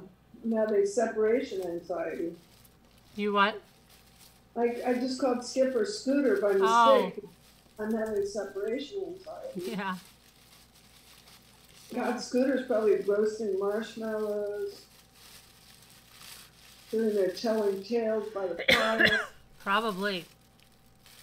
Did you kill anyone at work today, Davida? No. Did you feel like it? I was so busy that I didn't. See, I just made this. No, I did not glue it, but what I did is I just painted this blue one while we were wow. sitting Oh here. my gosh, Carolyn! Just while Can we I were see sitting that here. next to the pink one? Can you? I don't have a pink one. I have a purple one. Yeah, the purple one. Can you show us how you cut it right now? Oh, that looks really good. Yeah, They I have a whole so- video coming up, Davida. You'll see everything. That looks really good. When? I hope to get it up tomorrow. You'll see it all. But I just painted this one right here, right? And then. Hey, when you say painted.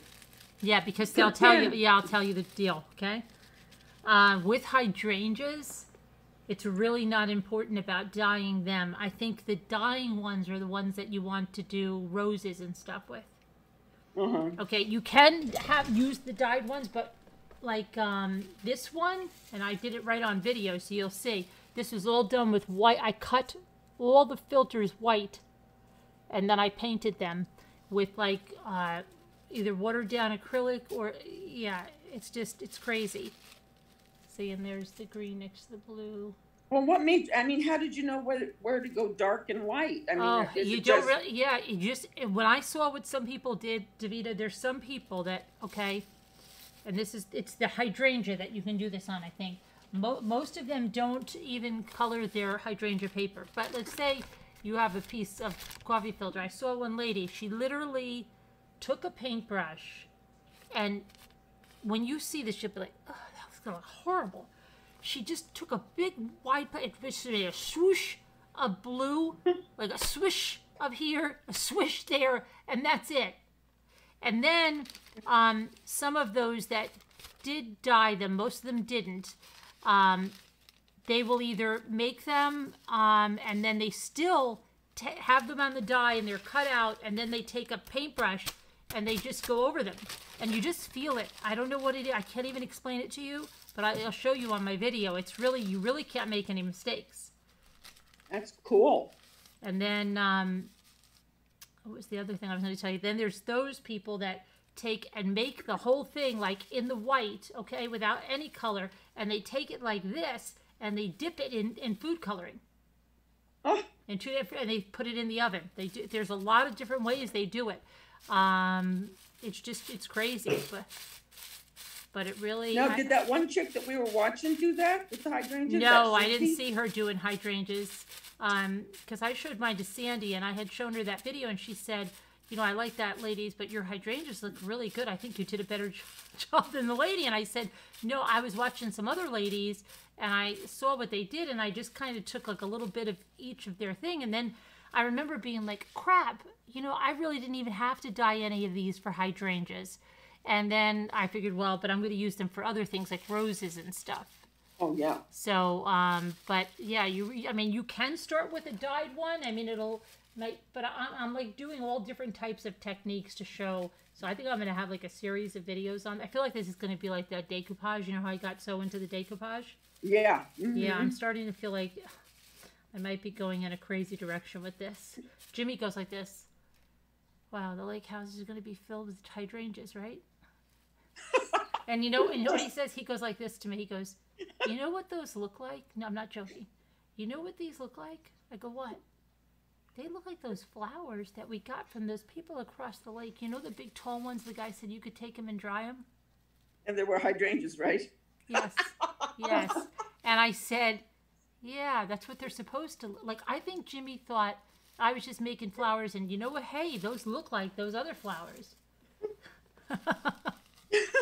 Bless his heart. Bless his heart. Yeah, that's what he told me. That's cute. Yeah. So, so then I was talking to Sandy, and she said it was really fun. And, you know, I said, I have a video coming up. And she's like, do you think I could do that? And I'm like, I'm sure you could do that. And then I said, I'd like to do a video with, like, you, me, Lisa, Sandy, everybody to come up, and I can show you. Like the cooking one. Yeah, yeah. Like when we used to do, like, the more organized craft night, like when Lisa taught the decoupage. Yeah. Mm-hmm. Yeah, so I said we should all do that. We had to find out when Lisa D's available and stuff, but I think it'd be fun. Is she home? I think she's still upstate. Yeah. Yeah, that would be fun. Oh no, are we buffering? Oh no, we're not. No. Oh, okay. You're not. For a minute it looked like I And was Sleeping buffering. Beauty wanted to know when Hi, Margot. she can have another cricket night. Oh yeah, I would love to have a cricket night, but as long as people come on. If people come on, tell me when you want to have it. I'll have a cricket night. Where's Temp Angel? She's probably in bed because I got on so late tonight. I didn't realize it. Sandy and I were talking. I didn't realize it was 2 in the morning. I got off the post 2 in the freaking morning. I'm like, what the hell? I thought it was like 12:30. Really, I honestly did. It's crazy. We got to talking about the cookies, and Was she going to try that? well, she was like, yeah. I'm like, no, you could do it. She's like, you know, I'd like to get some from you. I'm like, well, no, but you can do it too. I know you can. I know you can. It's very easy. I wonder how long they're good. Do you think they'd still be good tomorrow morning? Oh, the cookies, you mean? I thought you Yeah. meant the hydrangeas. Oh. The cookies, yeah, they're good for a while, Davita. There's like people that make them like crazy on there, like they sell them, I think, because they're making them by like the dozen, so many. That's why when Jimmy said they have an operation, they really do. You should put those in either a paper bag or a tin, because if you put them in plastic, they're going to be soggy. Yeah. I bet those would work in a paper bag. Yeah, we don't have too many left. But I'll put them somewhere. Those are pretty. I can't believe you're not looking at my rooster video, Carolyn. Well, I can't right now. Why not? Oh, will you strike me? For playing your content? How could I strike you? Well, you could say, if I played your content while I was on here, or I played it on here, you could say, hey, that's my content. But I mean, don't I have to volunteer to do that? I mean, Oh, yeah. I thought you were making it sound like a default state. Oh, no. You would have to fill it out and say, hey, she played my content. I haven't gotten that mean. I'm just not that mean. Oh, no, you wouldn't do that? Okay. No, I mean, I the only time I'm mean is when people are jerks, and then I can be mean back. I mean, if somebody wants a street fight, I'm gonna, Right. I'll give them a street fight, but I'm not inherently mean. Right. I mean, I realize there are a lot of those people, but yeah. I have to watch out because Scooter, I've shown Scooter that he shouldn't strike me. You want me to? Do you want me to show it? No, I just wanted you to see. You want me to see it? He was so handsome.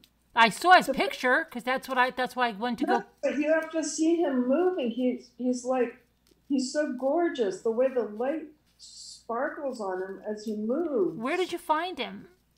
He's at Maggie's Herb Farm. Oh. It's over by the St. John's River. It's so beautiful. Driving over there, I feel like I died and went to heaven. When I go places here, it's so beautiful. And everybody kept saying, "Oh, Florida." It said, "Gross, just a trash bag place. Why would you go to Crappio, Florida?" And it's like, it's so beautiful here. Right. I know there are ugly places in Florida, but there's ugly places in New York too. Right, yeah. Like, I don't have to go to them, Sure. But anyway, the drive to Maggie's, it's so gorgeous. It's just, in fact, it's like, it looked like New York, when you're driving through Lake Yeah, areas. yeah. It's just gorgeous. And then there's this little herb farm, and it just has really nice. It's gorgeous. It's a great little place, and they have roosters and chickens running around. But that rooster is so beautiful. So I just cut one just right now, Davita, without even tracing the shape. Okay, but how did you? I just cut it right here in front of you. Well, you got to put it up. We can't see it. Cut one holding it up more so we can see. All right, all right. Well, let me fold it first. Hold on. This is too Show us how you fold it. Okay, you fold it in half, right? Okay. And then you fold it in half again. Okay. And then you give this folded edge right here, so where it's opened, a little cut, not all the way, just a little bit. Okay. Then you fold it in half again. Hold it up. Scooter, Okay. hold it up. Okay. Okay. And then you give this edge a little cut. So you're cutting by the fold. Yeah, just a little bit, just to make a little separation. Then there's two ways you can do this part. You can just fold it in half again, okay? But don't keep it in half. Just keep it so you can see the line. Because some people like to do this, because I sometimes cut one at a time. For hydrangea, you need 8. It's not that much to cut 8 one at a time. Hold it up. But if you do Can't see it. if you do 2 at a time, I like this one better because it's thinner and you just trace like 2 flowers here instead of closing it and tracing just one. Okay. And then if you're cutting through 2 or 3 sheets, it's easier. But I think, now let me show you, where's my little pen so you can see. So you use little tiny scissors. Yeah, but you can use any kind of scissor because, but I'll do it with this little pen right here so you can see this. You trace a little shape. I just did I just go right by eye. And I just cut it out without even, because I've cut so many of them. And it's just a simple, like a little 4-petal. Some people just do like circles. But if you put a little curve, it looks better. And it just could be any. Did you have Daniel said, hold it up. I am, but I'm drawing right now, Danielle. I can't draw in the air. You sounded almost as touchy as Scooter did. Okay, Not so I mean, it's Scooter. simple. It's something like, just simple, like a shape like, hold on, it'll focus in a second, like that. Just a very simple okay. little 4 little petal shape with a whitish stem. And then you just cut it out. That's all you do. Cut it out. Janessa P said, silly question. I'm kind of new Yes. around here, but what's cricket night? Oh, cricket night. We get our crickets and grasshoppers, and we just, no. It's the machine, the die cutting machine, the cricket maker. Do you know where they make labels and they make shirts and you make signs and cards? We do projects with them. It's like a craft machine. Do you know what a cricket maker is? Don't know. Well, now that this new cricket is on the horizon, now I'm wondering what I should do, because I would try to get them to see if they're going to sell off because I really, the maker that they have, if you can get that on a good deal, I would definitely go for that. Yeah, because the other one you have to buy a lot of stuff from Cricut for it to work, and it's expensive. And that's really the only difference between the maker that we have. yeah, that made me really suspicious. Yeah. Because that happened with Photoshop. I know this sounds like a total change of subject, but Photoshop used to have the best software. Right. And then they came up with all these new versions. But you had this, it was an arm and a leg, and then you had to subscribe. And you ended up, having your wrist tied together. Oh yeah, I hated that. I hated that when yeah. And the really best, the best version of Photoshop is one, I still have it, runs on XP. But it's like, then they don't have Windows XP anymore, so you have to like run it and keep it offline so it doesn't get trashed, you know what I'm saying? It's ridiculous. So if Cricut's gonna do some stunt like that, I'd rather have the old version too. Thanks, Daniel. Yeah. How many do you need to make one flower? 8. 8 of those, okay. Yeah.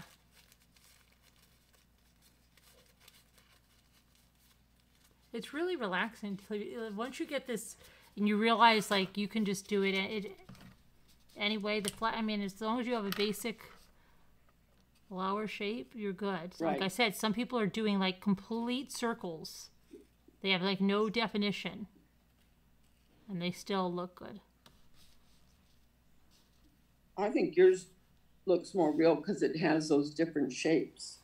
See, I just draw it. Oops. Hold on. Focus. Yeah.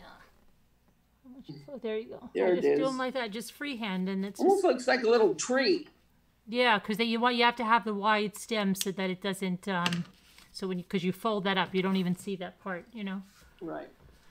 So what you need it to. Is Lisa D upstate near you? She's near where I go for that sheep and wool festival, kind of. Oh, yeah, I know that area. Is that near Rhinebeck? Yeah. Uh-huh. Yeah, I bet. My New York daughter and son-in-law go to the sheep and wool festival. Do they? Well, you probably saw them. I probably did. Yeah. Does your daughter knit? She's a crazy knitter. Oh, Really? Yeah. Oh my gosh, could you imagine if she's in a knitting thing with my daughter? I know, right?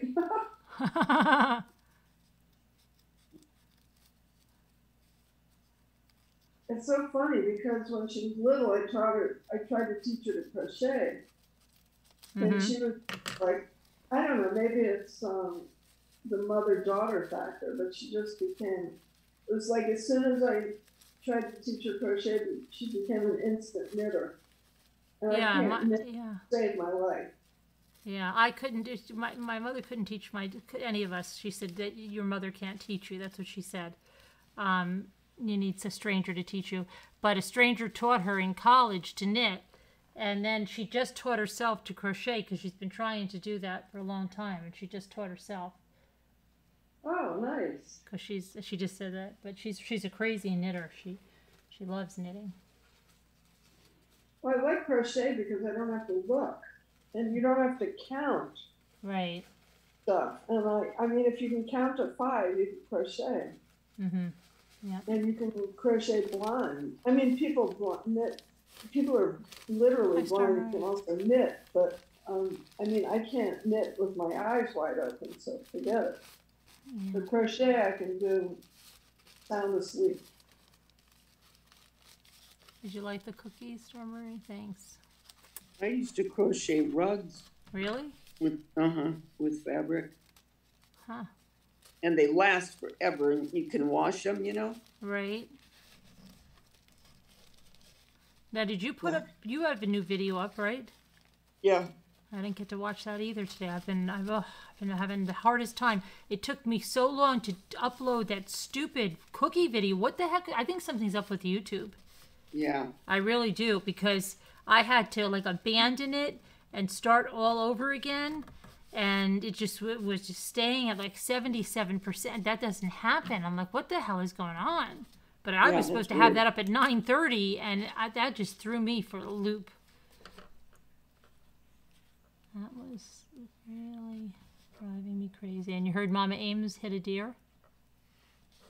No, the Yeah, I deer saw the picture. I know, right? And they're okay, though. They're okay. ran into Oh, good. the side doors. Oh, Gosh. I'm telling you, when I go around that bend, I have to just crawl because that one came out and just stared at me, and I mean, I didn't hit it, and it was little, so it didn't do anything, and then but they just come out so quick. yep. You don't know where they're coming from, and boom, there they are. Boom, there they are. Man, I had nightmares for months after I saw this deer that had been freshly killed on the sawmill. Oh, I was so freaked out. I mean, that was such a huge, must have been a gentleman deer. He was huge. It was just like a massacre. Oh my God. When it was like 11 o'clock at night, and there's no light. There's just no light at all, other than from your headlights. So you don't see anything until you're right on top of it. And then, then when I saw it, it was just this heap of gore. It was so terrible. I Yeah. literally had nightmares about it.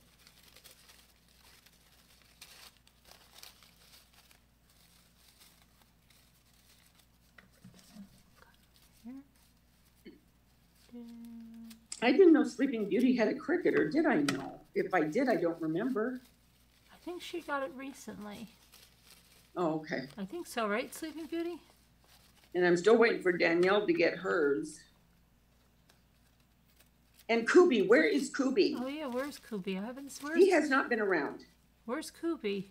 Maybe she went I away for the haven't seen her in a weekend. long time. She hikes and stuff. Maybe she went away for the weekend. Ow.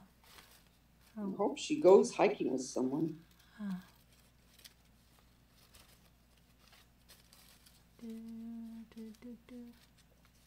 And Alma. Alma was here though. She recently. Oh. Another one. Let's see.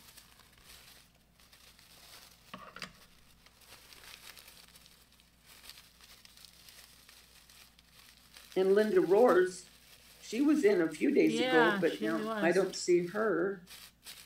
Well, it's really, I mean, I went on really late tonight. I mean, I didn't realize it was that late. I honestly didn't. I realized, when I looked at the clock, I was like, what the? I had no idea. Can't believe. Oh my gosh. What? Do you know that at the store, I walked by, I went, I don't believe it. What? They have a lot of the picks for Christmas. Really? They're putting out. No joke. No joke. I couldn't believe it. I did have someone email me that wants to talk about their experience with Ted Bundy. Really? What? Yeah. Whoa. She I'd could like have been to hear killed that. by Ted Bundy. Who's that? I meant not who's Ted Bundy. Who is it that was? One of our How does Ramblers. he know you? She's one of the Who's that? Ramblers. Oh. Yeah. Which Rambler? Well, I don't. Well, I guess. I mean, one we know, but maybe Oh, maybe you don't know her that much. But she's. Oh no, I didn't mean to pry if it's a secret. I just don't want to say her story or something before she Yeah. comes on to tell it. Yeah, I'd be eager to hear that. Yes, I Oh, told good her. Sleeping Beauty. She changed to the maker. Good girl. Oh, you did? Yep, she had the Explorer and she changed to the maker. Oh, okay, good. That would be interesting Yeah, to I hear told from her. a person that really, I know. I told her. I we mean, and wanted when her- you look at him, he was a nice looking guy. Right. Yeah. And, I mean, just to look at him, you wouldn't think, Oh, serial right. killer. No, you You think know? like, well, that guy's a good catch. Yeah, I dress nice. Yeah, and he's gonna be a lawyer. Yeah, it's a good catch. Yeah, that's good. Right? That's how looks are so deceiving. Exactly. That's what I was going to say. Looks can be very deceiving. Right? And then sometimes, like that guy on Home Alone, that like a madman. Yeah. But then, on that same token, you can see someone, and that's why you just can't judge people, because, like Jeremy, my son, Right? I mean, he's got a lot of tattoos. Right. My other two sons don't have one. So I always say Jeremy wanted to, take some of the heat off, and so he put them on himself. And he drew a lot of them, and then he would just go to Hollywood and they'd put them on him. But Jeremy would give you the shirt off his back. You know what I mean? He's a very nice guy. Right. But you can't judge people, just when you look at them, Right. because you just never know. Right. I didn't notice he had any tattoos. Well, he's not sleeved like my granddaughter, because for work. Yeah. But his are just to where the T-shirt covers it, but he has them on his legs and it's all over his back and his stomach and yeah. They can be really nice. I've seen some Yeah. beautiful. Yeah, they are. Thing is with me, I never got one because one of my friends got a dolphin years ago, right? And Yeah. I told her, I said, if I ever got one of those, I said it would turn into a whale. You know what I mean? And it surely would at this point. I mean, it would be so out of shape. So I never did. But yeah. What should I do with my, I don't know what I do with the other, what did I do with those things I just cut? Yeah, my New York daughter and I talked about getting a couple of little tattoos once. But then I was thinking, you know, I was looking at my skin and it, you know, shifting into. Well, yeah, that's exactly what I thought. Yeah, and the thing was, I always looked young. I used to look young for my age. I used to look so much younger. Nobody could believe how old I actually was. And then after I got sick, you know, people started offering. I mean, I knew right away how bad I looked. Oh, I'm sure you don't look bad. No, I mean, I looked more than my age, and I never had until I got sick. I mean, I'm getting back to less awfulness, but it was, I mean, I looked much older than my actual age when I got sick. It was really bad. Yeah, well, sometimes that'll do it to you, though. Yeah, I mean, half of my hair fell out, and I just looked it was weird. And it was terrible because I was still working, and people at work were like, "Oh my God, what happened to you?" And but no, I don't look as terrible as I did a few years ago. But still, my skin, you know, that crepey, you change from having this glowing skin to having this sort of crepey. Yes. Oh. Yep. I know. No tattoos for me. The only place I would even ever consider it, and I wouldn't at this stage of the game, but would be on my back, up on the upper part, you know what I mean? Not in the middle, but on the side, because that skin, there's not that much to hang to where it would look halfway decent. Yeah. But I would, now at this point, I'm sure I wouldn't. Yeah, that's true. My back is not crepey for some reason. Yeah. No, that dolphin would be a pilot whale at this point. 2, 3, 4, 5.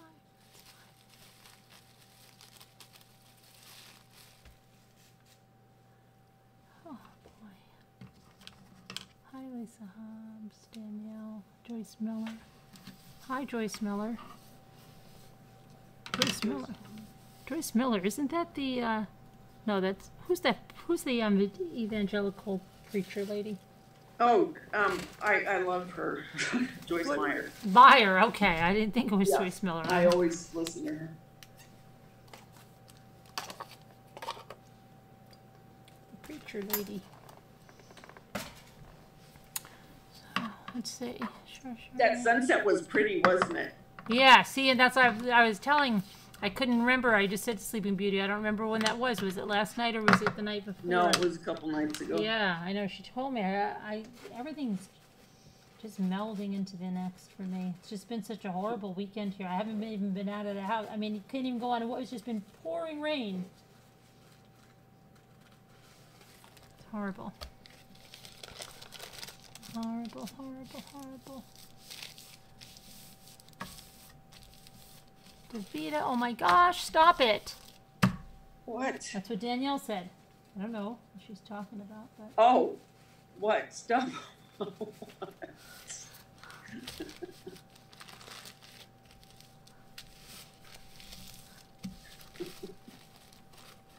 Joyce Miller, I like your videos. Thank you, Joyce Miller. Welcome.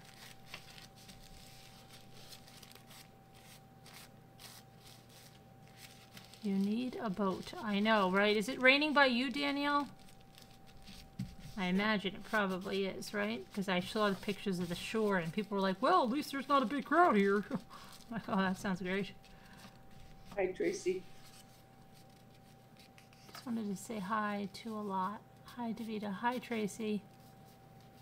First Nancy Grace and then Joyce Wright.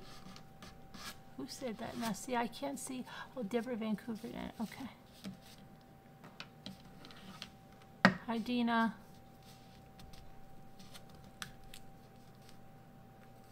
Tracy, Tammy McD, I sent you Tracy's email. Yeah, it was gorgeous, Sleeping Beauty. Really pretty. Yeah.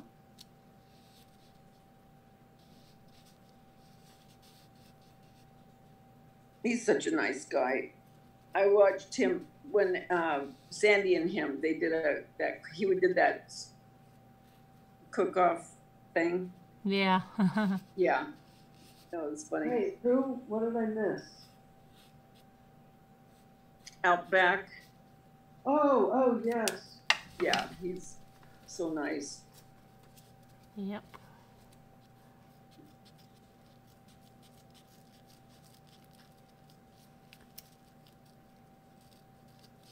Summer, do you guys own, is that a resort? Do you guys own that? I was unsure of what was going on there. I know you were talking, he said, to staff and stuff. Or is that just a restaurant? What is that where they were? It's a restaurant. It's a restaurant, I believe. Oh, okay. I remember when Daisha got her nose pierced. Oh. I'll never forget it. She went to Texas, and we were picking her up from the airport, and I could see it because it was a little diamond, and it kind of was, you know what I mean? Yeah, glistened for her nose. She was so scared to show Mark. Yeah. And so she kept trying to turn her head the other way. How old was she? She was in her 20s. I mean, she was, well, let's see. She had to have been 24. Had to be. Right. Well, Mark he goes, what's that? What is that on your nose? She goes, it's a stud. What the? I go, Mark, please. I go, it's just, I thought it was cute. And I mean, he was just going on. She goes, Dad, stop. She goes, it's okay. It's all right. Does she still have it? She kept it for a long time. And then she took it out. I can't remember why she took it out, but I mean, she had it in for quite some time. She wants to get it done again. It really did look cute on her. Can you imagine my snots in front of those? I can't stand it just because I'm afraid that you'd go like, to rub your nose or something and it would, I just could imagine the posting like just scraping the inside. Yeah. I can't even think of that. She said it did hurt when she had it done. She said it did. I can imagine. I mean. But I mean, just rubbing it like going like that, not thinking. Right? And then like you're like, that was horrible. I don't think I could handle that. Yeah, Lindy has hers done. Really? Yeah, she's had it for a long time. Really looks cute. And there's just a tiny little stud. She had diamond stud, but it does look cute. But I just don't want to bring any more attention to my nose than I don't know. I just can't think about that. I don't even wear earrings anymore. Really, I don't wear anything. I have my ears pierced and that's it. My daughter got her belly button pierced in college, and then quickly let it go gone. She was like it was like a problem from day one for her. Yeah. Yeah. And the tongue, I just can't. Oh no! The tongue, I just couldn't. I'd be so scared to get that done. And all they do is play with it. Yeah. Oh, I can't stand that. There's danger of cracking your front teeth. Right. Yeah. No, that wouldn't be worth it to me. Yeah, no, that's okay. Nope. I think so. Nope. Now, are you putting them together? You're not showing us. No, I'm just cutting out them because I remember I have to paint them. Oh, I want to see that. I have videos of that. That'll go up. Oh. Sorry. I was just painting one tonight. The blue one I painted while I was sitting right here. But we can't see it when it's down there. You need to get a little camera where it I goes know. down to your hands. Yeah, I know.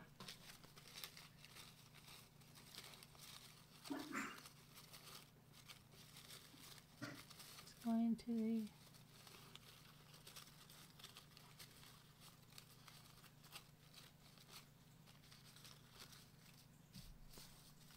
And you heard that Gavin McLeod died. Gavin, oh, wait a minute. Love Boat? Yeah. I thought... And B.J. Thomas. Raindrops keep falling on my Really? head. How Yeah, old, so how there's old going were to be they? a third. How old were Yeah. they? I can't remember. Gavin McLeod was 90. Oh, okay. And B.J. Thomas, I don't know. Oh, B.J. Thomas, Terry. But there'll be one more. They always go in threes. I know, but I liked that Terry, and I finally found that song. I looked for it for years and years and years and never found it. That Terry song, Just Another Mile and I'll Be Home, and I'll say, I'm sorry, Terry. And I had it on an 8-track, and I still have it here. And I finally found it one day on something on iTunes or something, and I have it. I just can't believe I ever found it. I looked for years for that dang thing. Yeah. I used to love that song as a little kid, but I used to love Raindrops Keep Falling on My Head too as a little kid. He was so good looking. But and then he did also Rock and Roll Lullaby or something. Yeah. Rock and Roll Heaven. No, not Rock and Roll Heaven. Rock and Roll Lullaby. Yeah, because his mother. He said his mother was very young. I don't know if it really was, but just my mom, a child, and me. Yeah. Yeah. Yep. So they both passed away yesterday? Yeah. Well, yeah. Huh.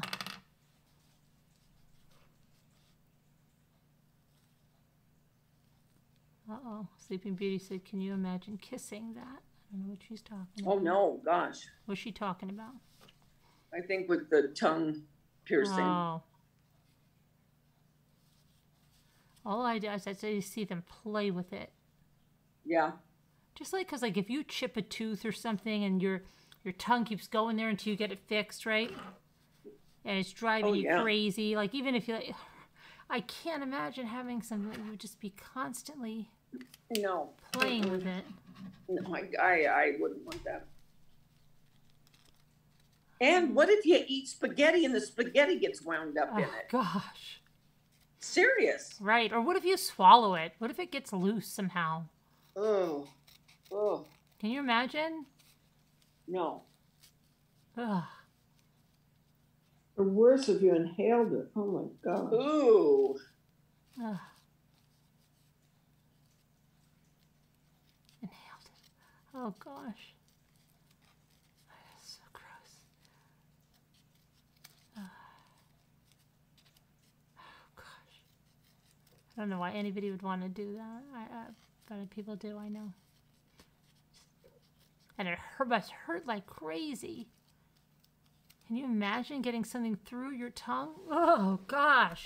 No, I know. Oh, my gosh. I can't handle it. I'm getting sick thinking about it. I'm not good like that. And then the plugs that they wear, my one granddaughter has the plugs. That's disgusting. And then when they take them out and their ears are deformed. Yes. And I didn't say anything because, I mean, they're adults. But I thought, oh, my Lord. Because even the piercings that I have, that I've had since I was 12, one of my friends pierced them with the needle in the potato. Oh, gosh. And, I mean, even those holes are a little bit, you know what I mean? Yeah. And all I keep thinking is, what are your earlobes going to look? I mean, she horrible. doesn't have huge plugs, but nevertheless. Wait, who is that? Your granddaughter? They're going to sag. Yeah, one of my not Ashley, but Brianna. Oh, okay. I can't even look at the ones that have them so big. Like, I just can't even. Oh, no, hers aren't like that. But they're going to, I mean, when she gets older, they're going to sag. Yeah, I can't look at that. I mean, I don't understand that. I don't either. To me, it's not attractive. Oh, no, especially when they get them so big that they're like the size of a huge button and they just have a little bit of skin in there. No, because at the school that Jimmy taught at, they weren't allowed to wear some stuff like that. And if they came in with stuff like that on like graduation, like if they had to like wear something to cover it up. Well, you have to get them stitched a lot of times because they get so big. Oh my gosh, yes. I mean, it's horrible. I mean, it's a form of torture. I don't know why she did that. I really don't. But, I'm talking about the huge ones that are just like, they're the size of like $50. Oh, I've seen them, yeah. I mean, where they're like the size of $50 or bigger. Yeah, maybe bigger. And they have like just nothing, they have like hardly any skin down here on their earlobe. One time I remember talking about that. I was still checking at the grocery store.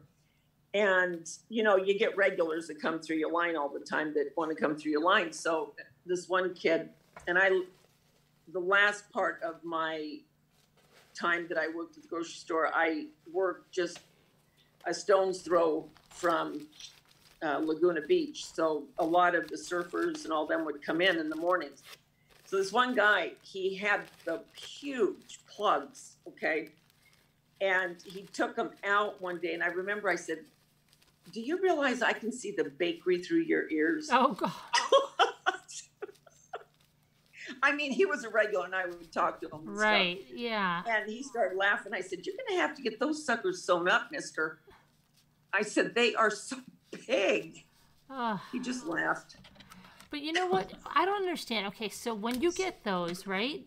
How does that work? Do they take a big chunk out of your skin, or do they just keep putting things in that are a little bit bigger, a little bit bigger? That's what I think they do, what you just said. I don't know, but I'm surmising that they make a hole and then they stretch it with the plugs that they put in it, or the plugs in time make it bigger. I'm not quite sure. I don't know. But yeah, when I saw Brianna's, I thought, oh dear God, why did you do that? Now, I don't mind Ashley's tattoos that she has, you know, because they're very pretty and she looks good with them, you know. But I mean, when you do that to your ears, it's like, ooh. Yeah. Those are going to get real big. I don't know, when they're all like 80 and 90 years old. Oh, I know. And you got to think about stuff like that. I know. They're going to be like, hey, you got the, Granny. They'll probably have like, oh, Granny uses that for now. It's her hearing aid thing. It holds the batteries and extra things in there now. Imagine that. When they're really old. Oh, my gosh. That's the truth. I mean, you know, they don't think about stuff like that. Right. Because, you know, because they're never going to get old. That's right. Yeah, they're going to be young forever. And but oh my gosh, they did that on Saturday Night Live with the tattoo with the tramp stamp, right? And them getting old, yeah. Hi, Bran Yoda. Thank you. I opened up the other gifts you sent me in the beginning part of this video. That was very nice of Bran Yoda. Yeah. Thank you, Bran Yoda. Hope you saw that. I got 2 more of them, the cardinal flag and the cardinal plaque. Yes, I saw that. It was so nice. Yeah. Thanks, Bran Yoda. They have to be cut and sewn back. Ugh. Yeah, they have to be sewn. I wonder how does it... Or think about this one. What if, for whatever reason, someone got their finger into that hole and ripped it out? Ooh. Think about it. Yeah, wasn't that always a danger when girls were in a fight with a hoop earring and they'd say somebody would grab it? Yeah. And pull it right out of your ear? Well, right. Even with my grandkids or my kids. Yeah. I mean, if I had hoops, because I wear hoops a lot, and sometimes some of them are really big, and they, you know, right. They get curious, and so they start pulling. So I learned quick when they were babies not to wear hoops. Right. Not that big anyway.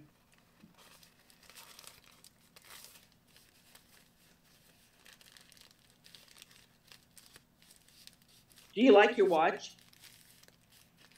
Yes, I do. I don't even know much about it yet, though, you know? Okay, now, do you have to have it connected to your phone for it to do all that stuff?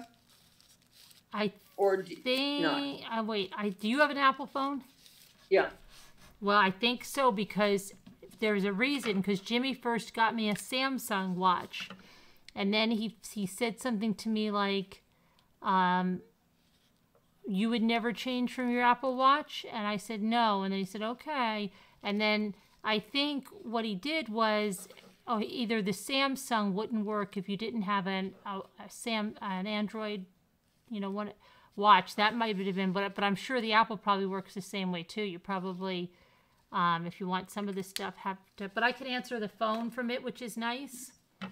Oh, that's good. And I can talk on it, which is nice, as long as my phone is in some vicinity. So that's been good, because a lot of times, you're sitting here, oh gosh, I left my phone on the counter, but Jimmy's calling real fast for something, and I can just answer it on my watch. But I have to get to all the other. Jimmy said there's so much stuff I haven't even discovered yet. So I have to get to that. To get on. Yeah. Yeah. And Did you order it through the Apple store? My kids ordered. My daughter ordered it. I'm sure she ordered it through the Apple store. I can ask her. Sure, she did that though. Yeah.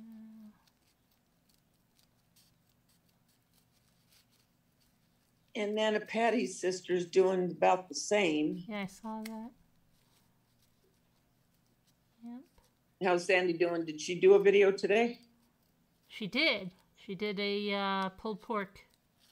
Does she do a video every day? Not every day. Tomorrow I think she's going to do a dessert. Ooh. I don't know what kind though. Carolyn, Yes. can you see my maternity dress? Yes. And even a little lantern. Very Oh, nice. that's cute. Yeah, Yes, very cute. maternity. Where'd you get it? Target. At Target? Oh, that's cool.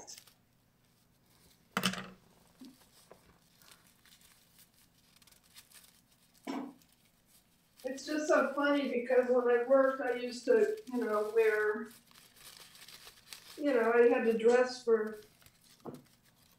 dress differently. I'm really happy to just be able to buy stuff in Target.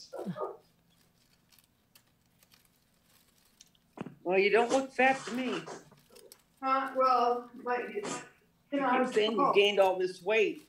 I don't see it. The thing is that I'm tall, but the thing about bad knees is they don't care how tall you are. That's true. That's if you're true. lugging 205 pounds around, it's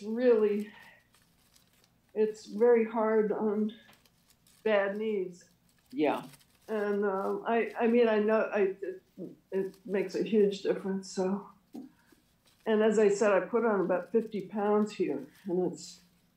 I think a lot of people did though. I know I have through this whole last year. Right. Yeah. I mean, what are you going to do when you couldn't go anywhere? You're going to eat. Yeah. Yep. I don't know why I thought I could eat all that ice cream. I've never ate ice cream that much. And when I came here, for some reason, I couldn't stop eating mint chip ice cream. And it's really weird because look, I don't know. You see, I never had fat pads on my wrists. Never. I've always had skinny. And look at my fat little wrists. I never had. Crazy. But I think that's just everyone's good. But the part on my knees is not so great. That part that's really makes a grinding, painful difference carrying that weight on my knees. That's true. The other thing was after I forget when it was. I think it was after I got divorced. I felt so liberated, and I got up to 220 pounds, and because there was nobody to care, and I was so pleased, and I was like, I can get fat. I have to hear about it. I mean, sorry, I was really pleased, but you know what the problem was? My knees weren't as bad as they are now. That was like 20, It was over 20 years ago. But I couldn't get up the subway steps because of, I mean, the weight. It was bad on my knees, but I could hardly breathe. I just couldn't carry 220 pounds up. And I lived near this elevated train, and I'm telling you, the elevator is like 50, 60, 50 feet in the air, and you got to climb all those stairs. Wow. And I could hardly make it up. I'd have to stop. And so then, I guess it was 2004, I decided to get rid of all that weight. And it really worked like a charm. And I kept all that fat off for years. I lost 5 pounds a month. And I took 50 pounds off in 10 months. Wow. I lost a total of 70 pounds, and I lost the other 20 over a period of time after that. And I kept it off all these years until now. But when I took the weight off, the difference on my knees and on my breathing, just trying to get up all those stairs, because I had to commute. I mean, and plus I walked many miles a day. Outback gave you, I didn't mean to interrupt. Outback 30. I'm sorry. A little bit to help with getting the microphone technique classes. The mic is facing the screen, but I guess, oh my gosh, okay. Sorry.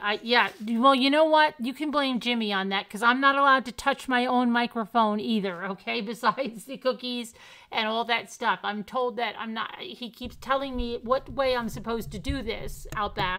No idea, okay? Hi, Outback. Thank you, though, for the classes. He's like, don't touch it, because I'm supposed to talk into this. So you're saying, what did you say now? I should turn it towards me, right? Well, don't do anything yet.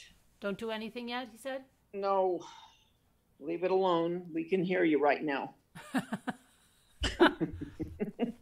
See, I'm never allowed to touch anything. And I said to Sandy, and people will still say, free Jimmy, when I'm the one that's being controlled.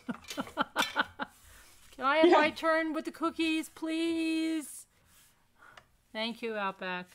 Yeah. That was nice, Outback. I tried to have my turn with the cookies, and I didn't get my turn with the cookies, and I can't touch my own microphone.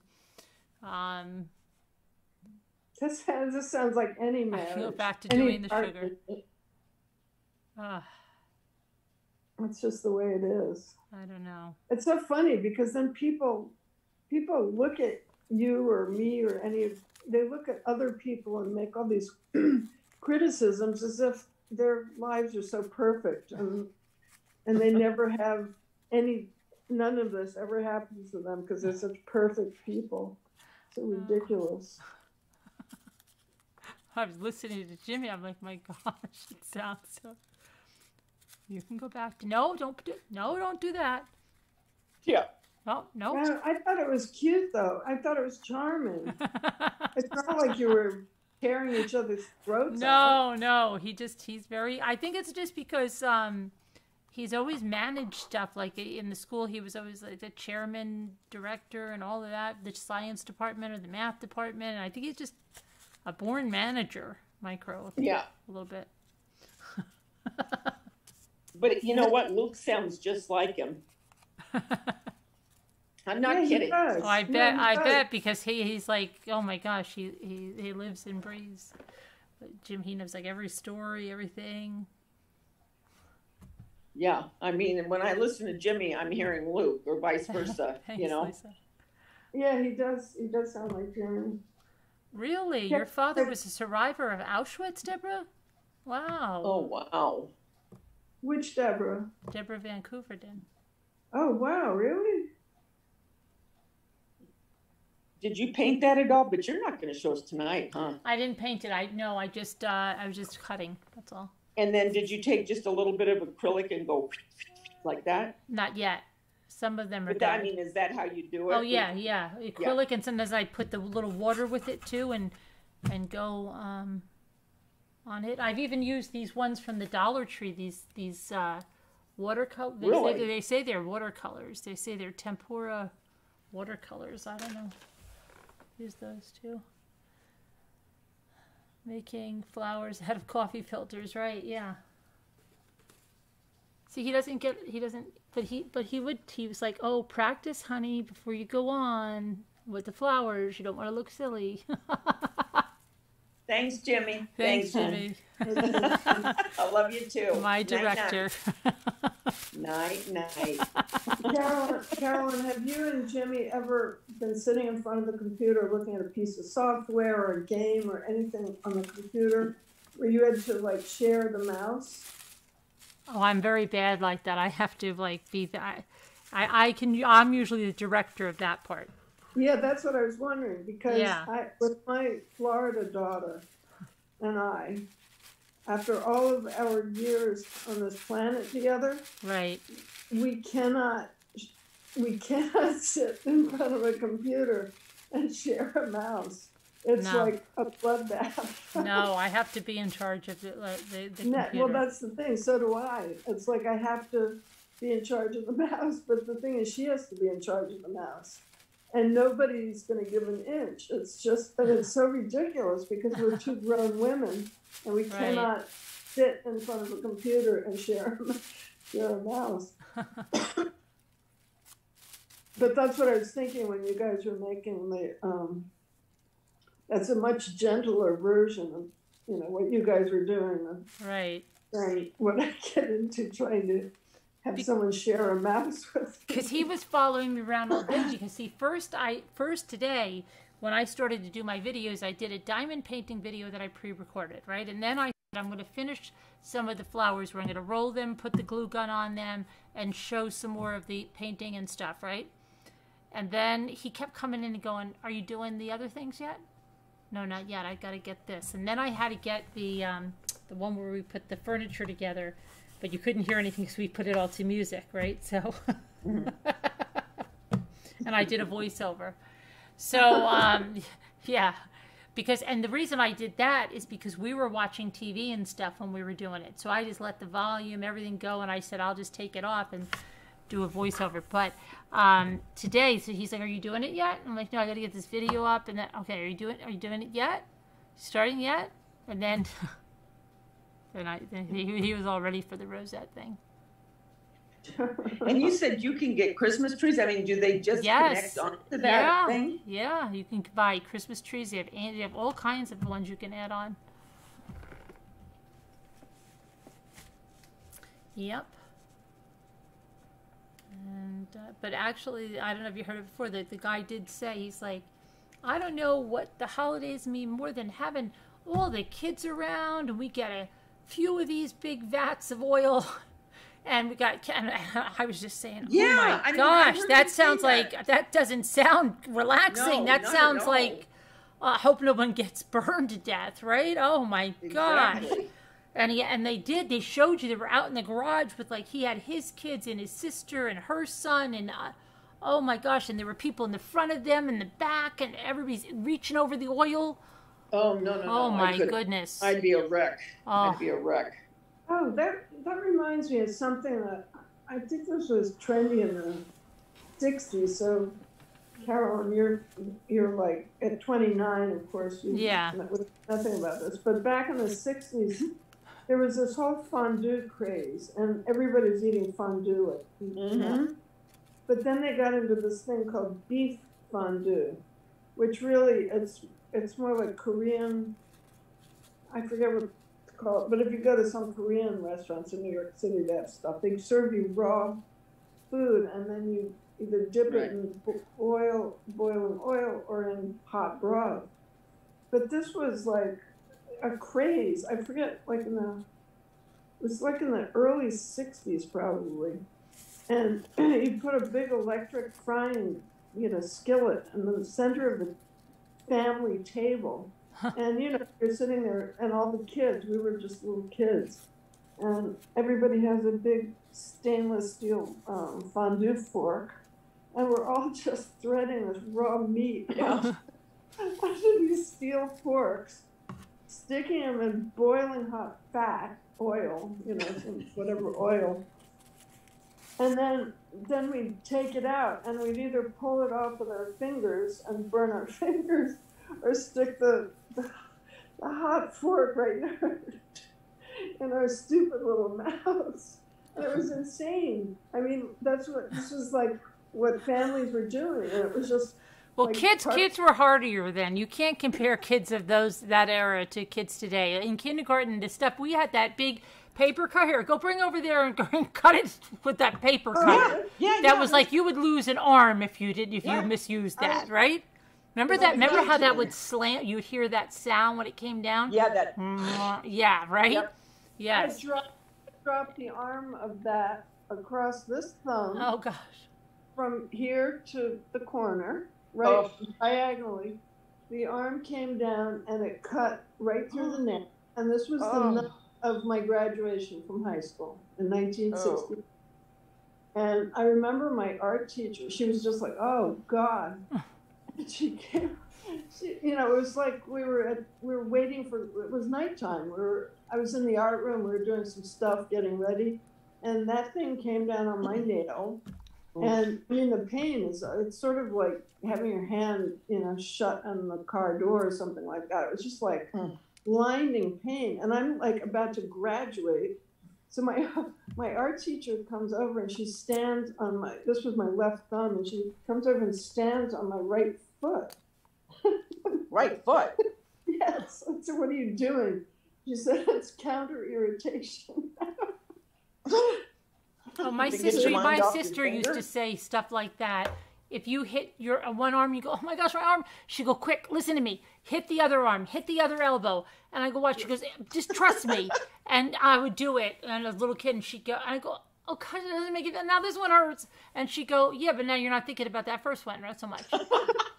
She would do crap like that, yeah. Well, the thing was, I mean, she was right to some extent, because, I mean, there I was with my nail just coming off, and having someone stand on the foot of the other side, it actually did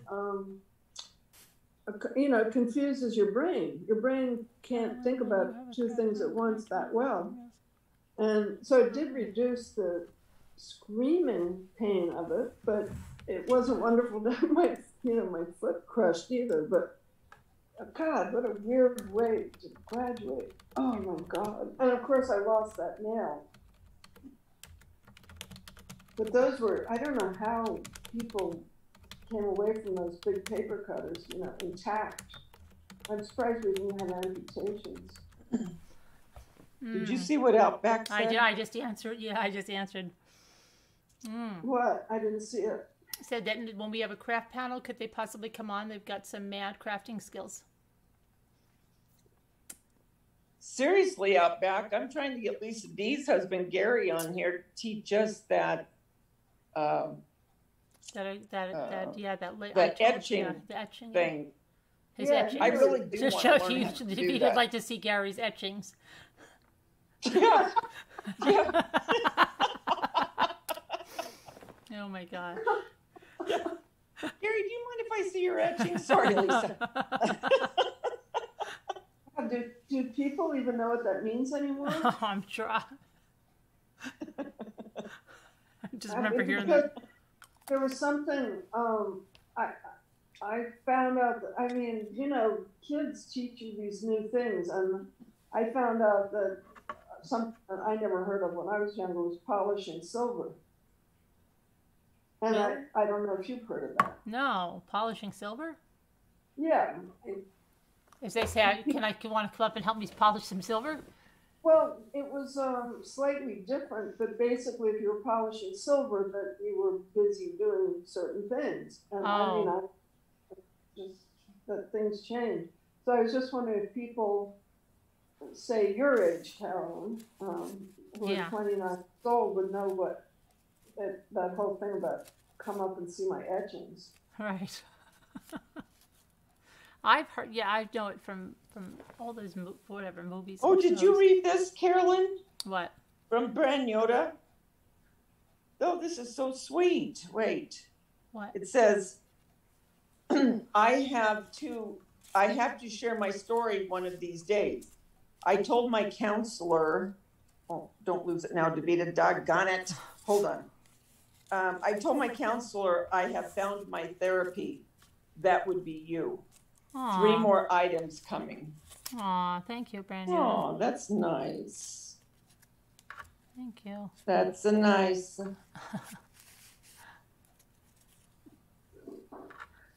That is a very nice compliment. Yes, thank you, Brandon. That one thing makes all the others Right. pale in comparison, doesn't it? Yep. Yep.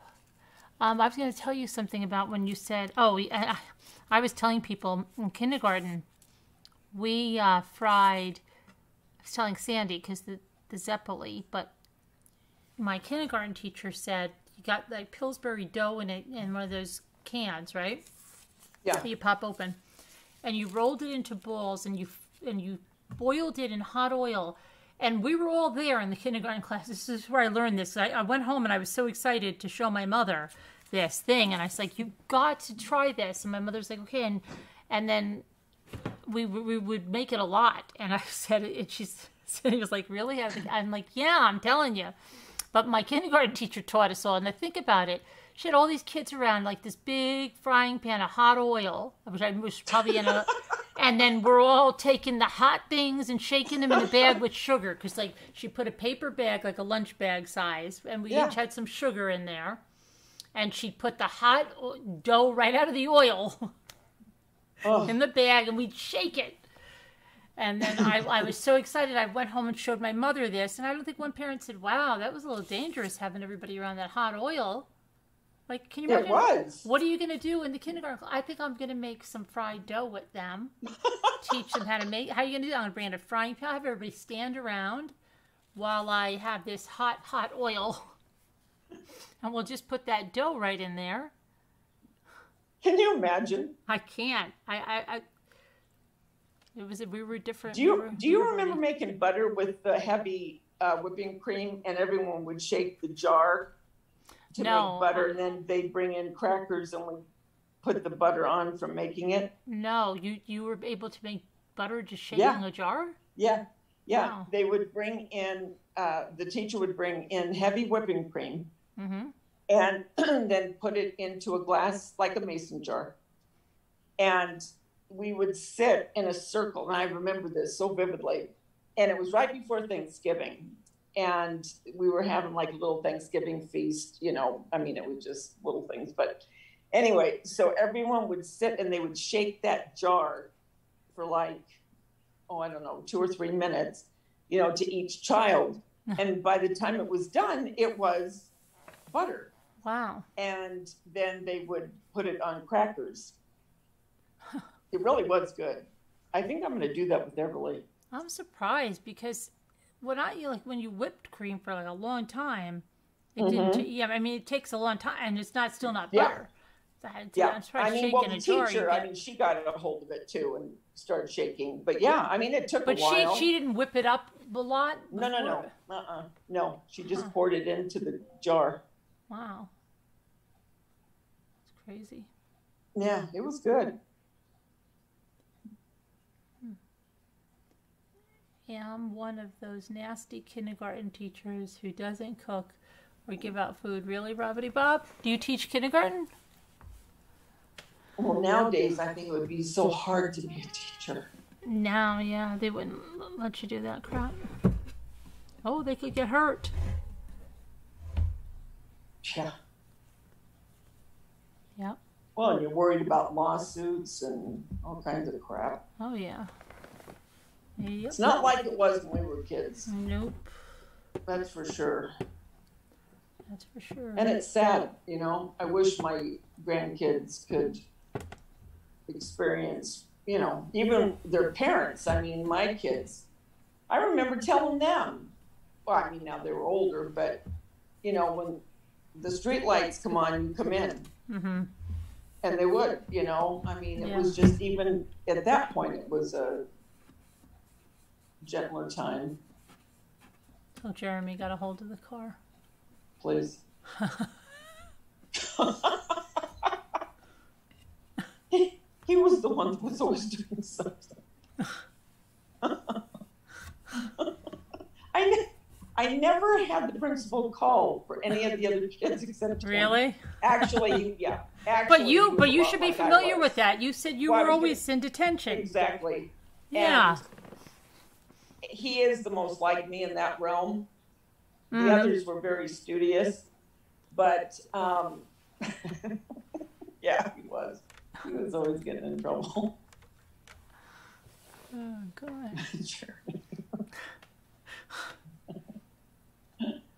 Was he even as a baby? Was he mischievous even as a baby? No. No. He was very, actually very shy and kind of withdrawn. You know, if I would take him into the classroom with the other kids, you know, the older ones, yeah, he'd kind of stick by me.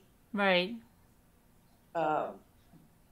Josh was that way too, actually, but I don't know when he turned his leaf. I guess it was around 5th grade. He turned a lot of leaves. Yeah. He forgot his fig leaf. Yeah. Yes, he did. But yeah, then all of a sudden he's this, you know, little comedian, and I mean he's got a killer personality. I mean, you know, he can talk to anybody. I would love to have seen your face.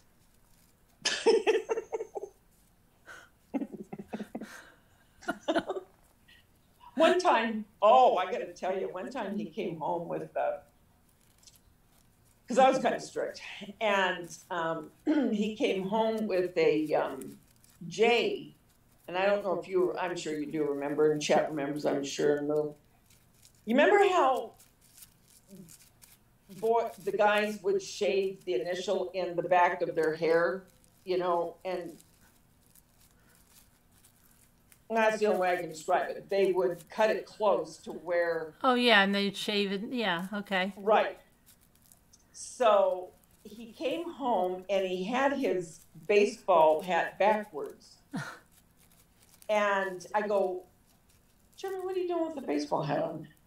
And he goes, why? Can't wear a baseball hat? He was like 14. He was 14.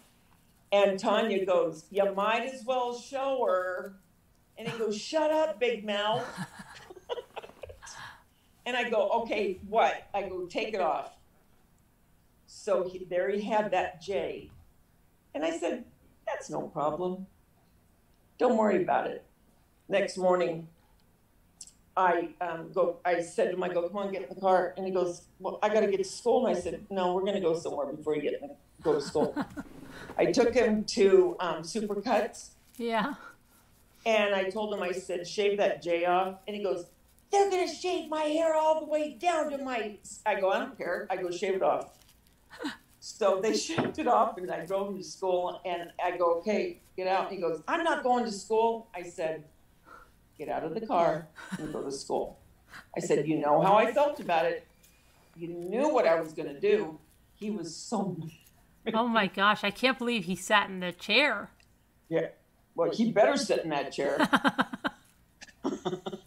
Yeah, no, I remember that. When I told him he goes, where are we going? And I go, Supercuts. What?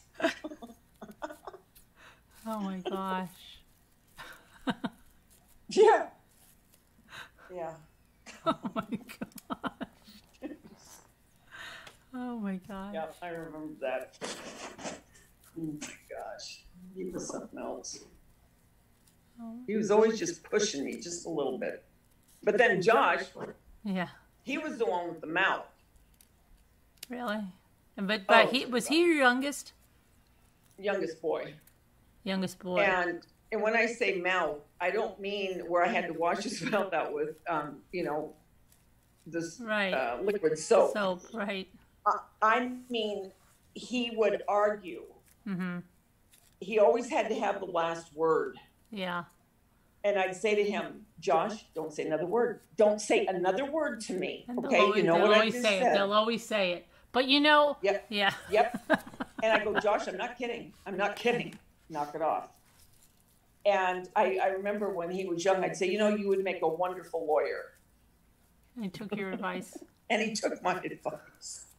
But Jeremy said, you know what? He goes, that kid, and he calls him a kid, being the youngest, he goes, that kid, he goes, he can rip you up with his tongue. And it's true. I mean, he could use certain words that just, you know. Right. His words can just really Yeah, yeah. But, yeah, and then Jason, God bless Jason. He's just oblivious, you know. We always tease him because he always comes in to probably when we're halfway through with the story. Mm-hmm. And he'll go, oh, what's going on? And Jeremy goes, forget it. He goes, you weren't here in the beginning. That's like Scooter. Yeah. Yeah. And well, what did going, you say? You're going, where have you been? Yeah, except Scooter's here. She just tunes it out until she hears something interesting and then says, wait a minute. I didn't hear that. Can you go back? Yep, that's Jason. Yeah. But he's always, the glass is always half full with Jason. And he always looks at the best of everybody. Uh-huh. Always. And if you say something, he'll say, well, you know, maybe, always. Scooter does that too, though. She does that too. Yeah. Seriously. Because she'll be like, can you believe that someone's, well, maybe they didn't hear it. Uh-huh. Yeah, maybe they heard that this way. I'm like, oh my gosh. Yeah. Remember, like, even when Shelly, we thought she had the ickies that time, and I was like, I can't believe she did that to, well, maybe she wasn't, I'm like, oh my God. Yeah, that's him. Yeah, nicest guy you'd ever want to meet. I mean, he's always, just likes everybody. So crazy. Well, Carol and Scooter must have been great as your mother then. Yeah. Yeah. I think she's doing a little kissy face. Well, probably. Or she did a little drinky face. No, but I don't think so. Her sister wasn't. Well, she probably did a little drinky face, then a little kissy face. Probably. Yeah. That's what happened there. Oh my goodness. But ladies and gentlemen. Okay, we're leaving. And we do have gentlemen here tonight, at least one. Maybe yes, if we have High 61, we might have two. We have Mr. Outback and High 61 is here. Lisa D didn't show up, and I wanted to show her that I got this cute little vintage. Where'd you get that from? I got it from eBay. Oh, cute. It needed adopting. And he's cute. But she's not on as much anymore. It's not my imagination. Well, she's right now she's up there, and then before that she had her daughter's birthday, and she had a house full, so she's kind of like a 1 day on. This was like maybe a 14-day 30 off. Maybe 14 days. I don't know. This is all just a euphemism for being a flat diva. Yeah. Oh, you're not he's not a gentleman. He's tough. He's tough. Okay, well, bring your crafting skills, because we're going to be doing that crafting. Yeah, bring them. Yeah, tell me when you're ready to do the crafting. Cool. What was I going to say? So, yeah, that's good. But everybody have a good Sunday. I hope you we're not going to have good weather. I hope you have good weather. We're having another day of rain and cold, so I'll be doing stuff inside. So anyway, but everybody else, I hope you have a great Memorial Day weekend. We'll see you. I refuse to play with baby dolls. You don't have to play with the baby dolls. Nope. Mm-mm. You don't have to. You can play with the cricket or whatever crafting you do. Yeah. Please say goodnight to the cat. Good night, Bitey Cat. Have a good night, Bitey Cat. See you, Bitey Cat. There he is. My love to everyone. Bitey Cat. There, look. Love you guys. All right, love you. Prayers for all that need, and please pray for Sleeping Beauty. Yes. She's got a big surgery coming up. Yes. Yep, and we're gonna keep your mind occupied. We'll do something with crafting before that. Okay. Yep. All right. Love you guys. Love you guys, and tough bloke. Okay. All right. Love you guys. God bless, and I'll see you tomorrow. Be good. Stay safe. Be kind. Bye. Bye, Davina. Bye, Smoo. Bye. Love you guys.